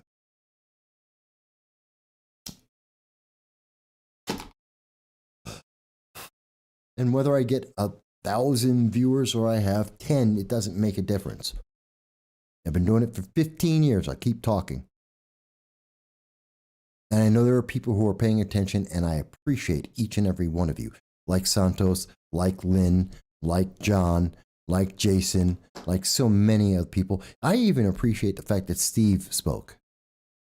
Not because he was emotional, but because he was at least trying to pay attention, and hopefully he'll actually do the research and see what I'm talking about. Not the emotion, but the research. Hopefully. May not, but I can always hope. Can always hope. Wow. 2 hours and 42 minutes have gone by. Wow, we've been together. It goes by so quickly. By the way, folks, if you still have a chance, you can call in at 607-242-1582. If you want to call in, and again, you can speak about any subject you want to. You can tell me what you think. If there's something that's of interest that you think we should be hearing, or if you think that I've gotten something wrong, or if you think I got something right, or if there's something that I missed that I haven't been paying attention to, let me know. Let's talk about that from anywhere in the world.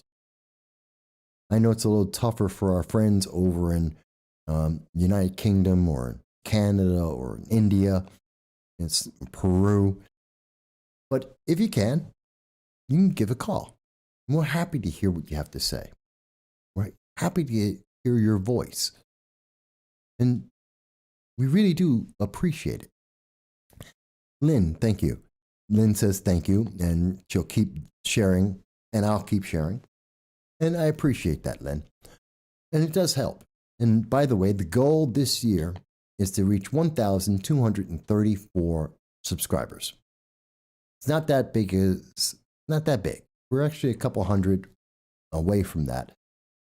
So it's not terrible. It's not huge. It's not something that's impossible to reach. No, we're not trying to be the number one person on YouTube or on Rumble or any of the other services. No, we're happy. We're in the top 63% of news on YouTube. That's a fact. We appreciate that. We thank you. No reason why we're there is because of you. And we appreciate each and every one of you and joining us every Sunday. And I want you to know, the biggest way to change this is not only by paying attention to shows like this and looking at the sources that we're providing and being able to make your own mind up, but also in looking at our politicians and telling them to, that they are being watched, that people are paying attention to what they're saying. And just like when Russell Brand, when he was speaking about it, and yeah, I listen to the left. I do listen to the left a lot. And I wouldn't call Russell the left necessarily. I would call him independent, very much so. But Then, whether you think, I hated those guys, those hicks, or I love those guys, those freedom fighters, the consequences of it are anti-protest legislation. So if you think there might ever be something you don't agree with happening as a result of your government, their relationship with the media and big business, then you should be concerned. And that's the thing. And I agree with him on that point. Oops, wait a minute. I agree with him that we need to be aware.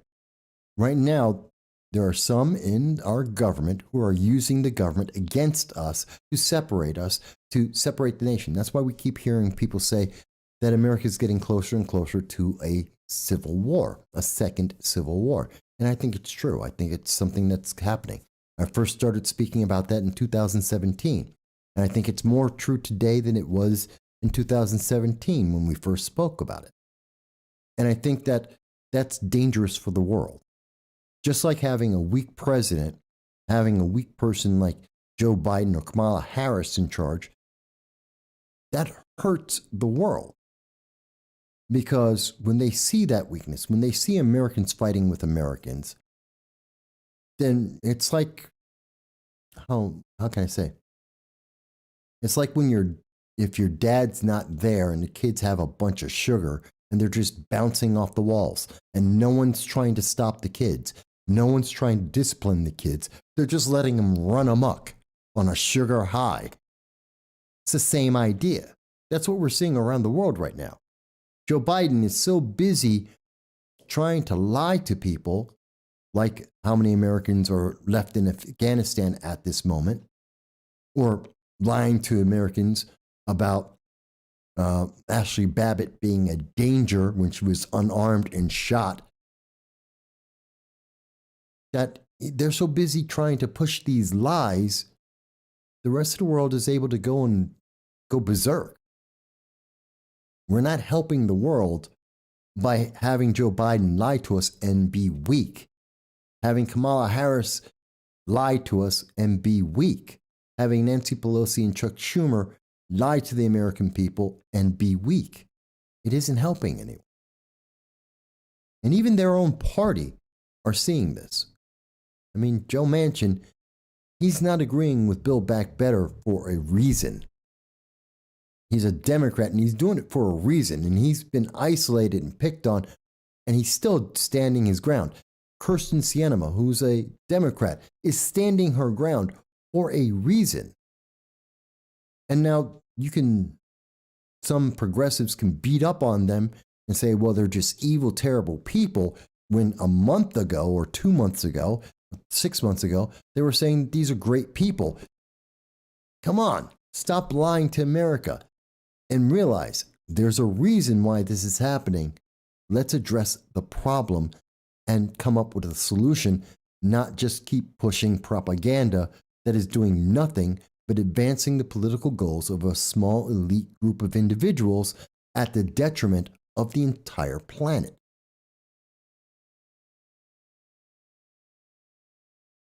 But I can't say everyone's going to agree with me, and you don't have to. That's the beauty of America. You don't have to agree.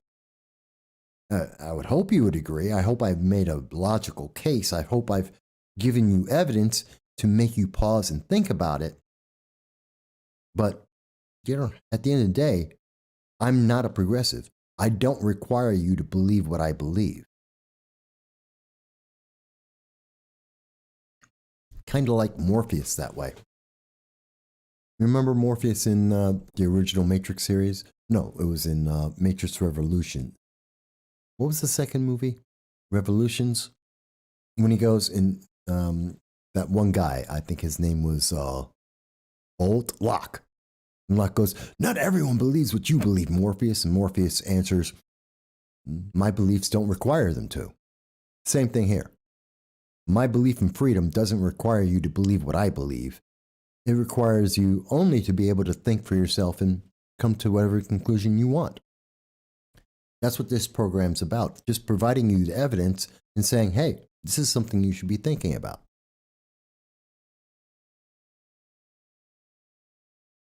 I don't know. Maybe I've been on too long today.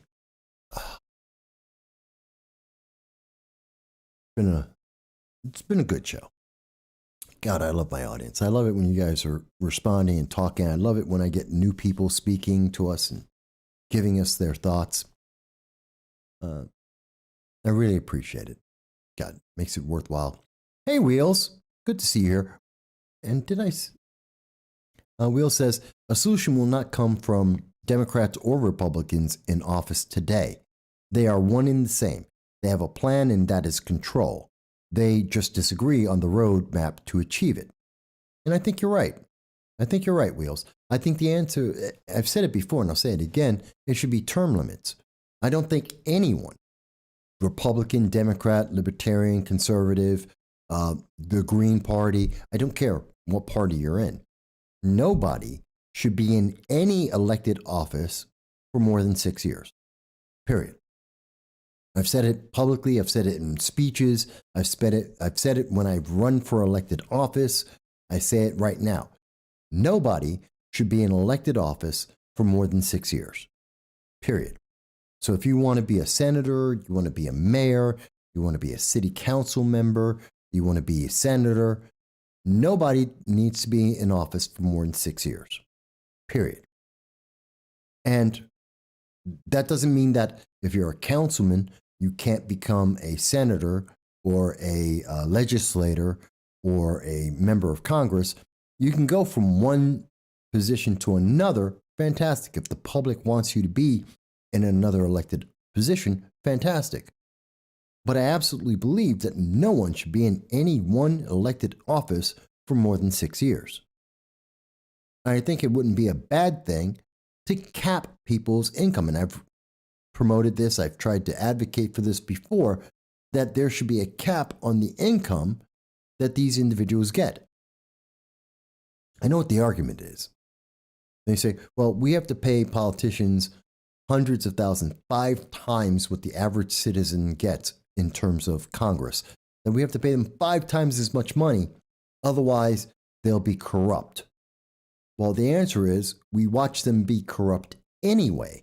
We're watching people like Nancy Pelosi, and I'm picking on Nancy Pelosi because she's been around for about 5 decades, but there's also, you can go to Chuck Schumer, you can go to half of Congress, went into Congress, half the people in Congress who've been there for 3 decades, 2 decades, they go into Congress and they make more money while they're in Congress than they made before they got to Congress. I don't understand that. How do you become a multimillionaire while sitting in Congress? Mind you, some people wrote a book. Fantastic. That makes sense. But I mean, Nancy Pelosi never wrote a book. She's a multimillionaire. Her wealth has grown exponentially because she's been in Congress. That doesn't make any sense. We should have a cap on that. They already get 5 times as much money as the average person they are representing. And they don't pay taxes on it, by the way. They're not paying taxes on that money. So they get to keep it all. Why in the world should we let them be able to invest and manipulate the markets? That doesn't make any sense to me. Or it doesn't. Wheels says he agrees, but no one with power will willfully give up that power. No way anyone in Congress will vote a law like that. it is left to the people to tear down and replace. Well, that's not entirely true, I think. I don't think that they would voluntarily put that forward. I mean, every time the question of term limits has been put forward, it has been voted down.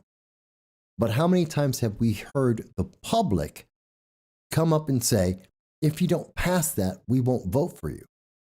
You won't get reelected. You won't make it to 6 years. How many times have we heard people say, the public say, you've been there 6 years. You will not get reelected. I will not give you campaign money. I will not support you. Regardless of whether you're in my party or not, you've been there 6 years. You've had your chance. You don't get to go back, get someone new in there. The public has the power. They're getting elected by us. If we stop electing them, they won't go back. Now, having the law makes it easy, and that's just a matter of making it simple. It's like having a remote control for the TV back in the days, and you still could, where you could actually just change the dial yourself, but people wanted a remote control, made it easier. Well, same thing with having this law about reelecting people. We don't need a law to stop people from being reelected after 6 years in office. All we have to do is not vote for them, not send them money, not support them and say, okay, let's pick someone who's better, someone who's different, someone else. Give someone else a try. That's all it takes. Are we doing it? No. Why? Because people are watching a commercial and go, that's a good commercial. I'll vote for that guy. Or I'll vote for that gal. Doesn't make any sense. Doesn't make any sense. You know, and yeah, I'll pick on people like Alexandria Ocasio-Cortez, especially because she's egregiously stupid. She is egregiously a moron. She has no idea what she's talking about. She's got an economics degree, and I don't know who she had to bang to get it, but she did. And she comes up with stupid things like the Green New Deal, where she says that we can just keep printing money forever because no one's ever going to call it. It's not going to have an impact. She has no understanding of economics. And she's directly told us that she doesn't because she went on 60 Minutes and said so. Why are we reelecting people like that? Why would we reelect someone who says they lied, that they say that they don't have to be factually correct as they make laws and vote on laws in this nation? Why in the world would we vote for someone like that? Why in the world would we vote or support a guy sitting in the White House, Joe Biden, who lied to the American people? Point blank lied. He said they were on September 1st. You're looking up August 31st. He was on national TV and he told America that there were 100 Americans left in Afghanistan. October 27th, the Department of Department of Defense told the American people very quietly that there were 479 Americans that were abandoned in Afghanistan. And we have had private organizations that have told us that that number could be 2,000 Americans that were abandoned in Afghanistan on the orders of Joe Biden. He lied definitively. He abandoned the number one purpose of government. Why are we even considering that this person would ever be supported in anything they do? They lied to our faces. Why are we supporting these people? Because you're in a political party that they happen to be in as well? What does that matter? I say the same thing about any Republican that looked in the face of the American people and lied to their face. You know what? You lied to us. I don't support you. I don't care what your political party is. I don't care if you're a libertarian, a conservative, or Republican. I don't know. Does that make sense? I think it makes sense to me. If we catch a politician that is lying on something that is materially important, on a promise or something that will absolutely affect the American government and the American people and the world, and when they lie, we need to not support that person regardless of their political party. If a Republican was standing up and said, you know what, we're getting out of Afghanistan and we're going to abandon 100 people. And it turns out they abandoned 4 times as many people. It's 400, almost 500 people, and it might be 2,000. Yeah, I don't care that they're a Republican. You need to be out of office. Why are we treating Joe Biden any differently? You know, if a Republican came up and said, facts don't matter, the factual numbers, factual grammar, none of that matters. It's just about feelings. I would tell you that that person needs to be out of office. Do not elect them. They're an idiot. And they're doing something that's dangerous. Just so happens these are Democrats that are doing it, but you know what? I'll call them out. And if there's a Republican that's doing it, I will call them out too. Just so happens that Republicans don't do that. Not to say that the Republican Party is perfect. God knows they aren't. They've got lots of problems all their own, as we hear from the nightly news every day. But don't tell me that, you know, Democrats or progressives are angels either. So anyway, I went on a little bit of a rant there, Wheels, but I think the point is that even if Congress doesn't want to enact term limits, that doesn't mean we can't have term limits. We just need people to, and we've heard more and more people say they believe in term limits. They want term limits. We've seen people, I've interviewed several people who have said they're working on trying to get a constitutional convention to create term limits. But at the end of the day, the term limits are something that we decide ourselves. We just don't need to vote for that person. It's just that simple. We need to go out, we need to vote, and we need to vote for someone different. Seems like a simple answer. It isn't, but it seems like it should be a simple answer. All right. On that note, folks, it's been 3 hours, and I appreciate every minute of it. I really do. I love talking with all of you every Sunday at 2:30 p.m. Eastern Standard Time. I thank all of my friends and audience from around the world that watch the show afterwards because of the time zone difference. I thank people who watch the show across America at different times after your football games or after life gives you a chance and you get to check it out. And I look forward to seeing your comments. Please do comment what you thought I got right, what I got wrong. Oh, and don't forget, we have a Discord. Check that out as well. But until the next time, next Sunday at 2:30 p.m. Eastern Standard Time, where you will be able to join us, you'll be able to call in like you heard earlier in the program today. I look forward to hearing everybody speak. And I look forward to all of you joining us. And look for us for our videos throughout the week as we cover more of the topics that matter to all of us. I thank you. I wish you the best. Stay warm.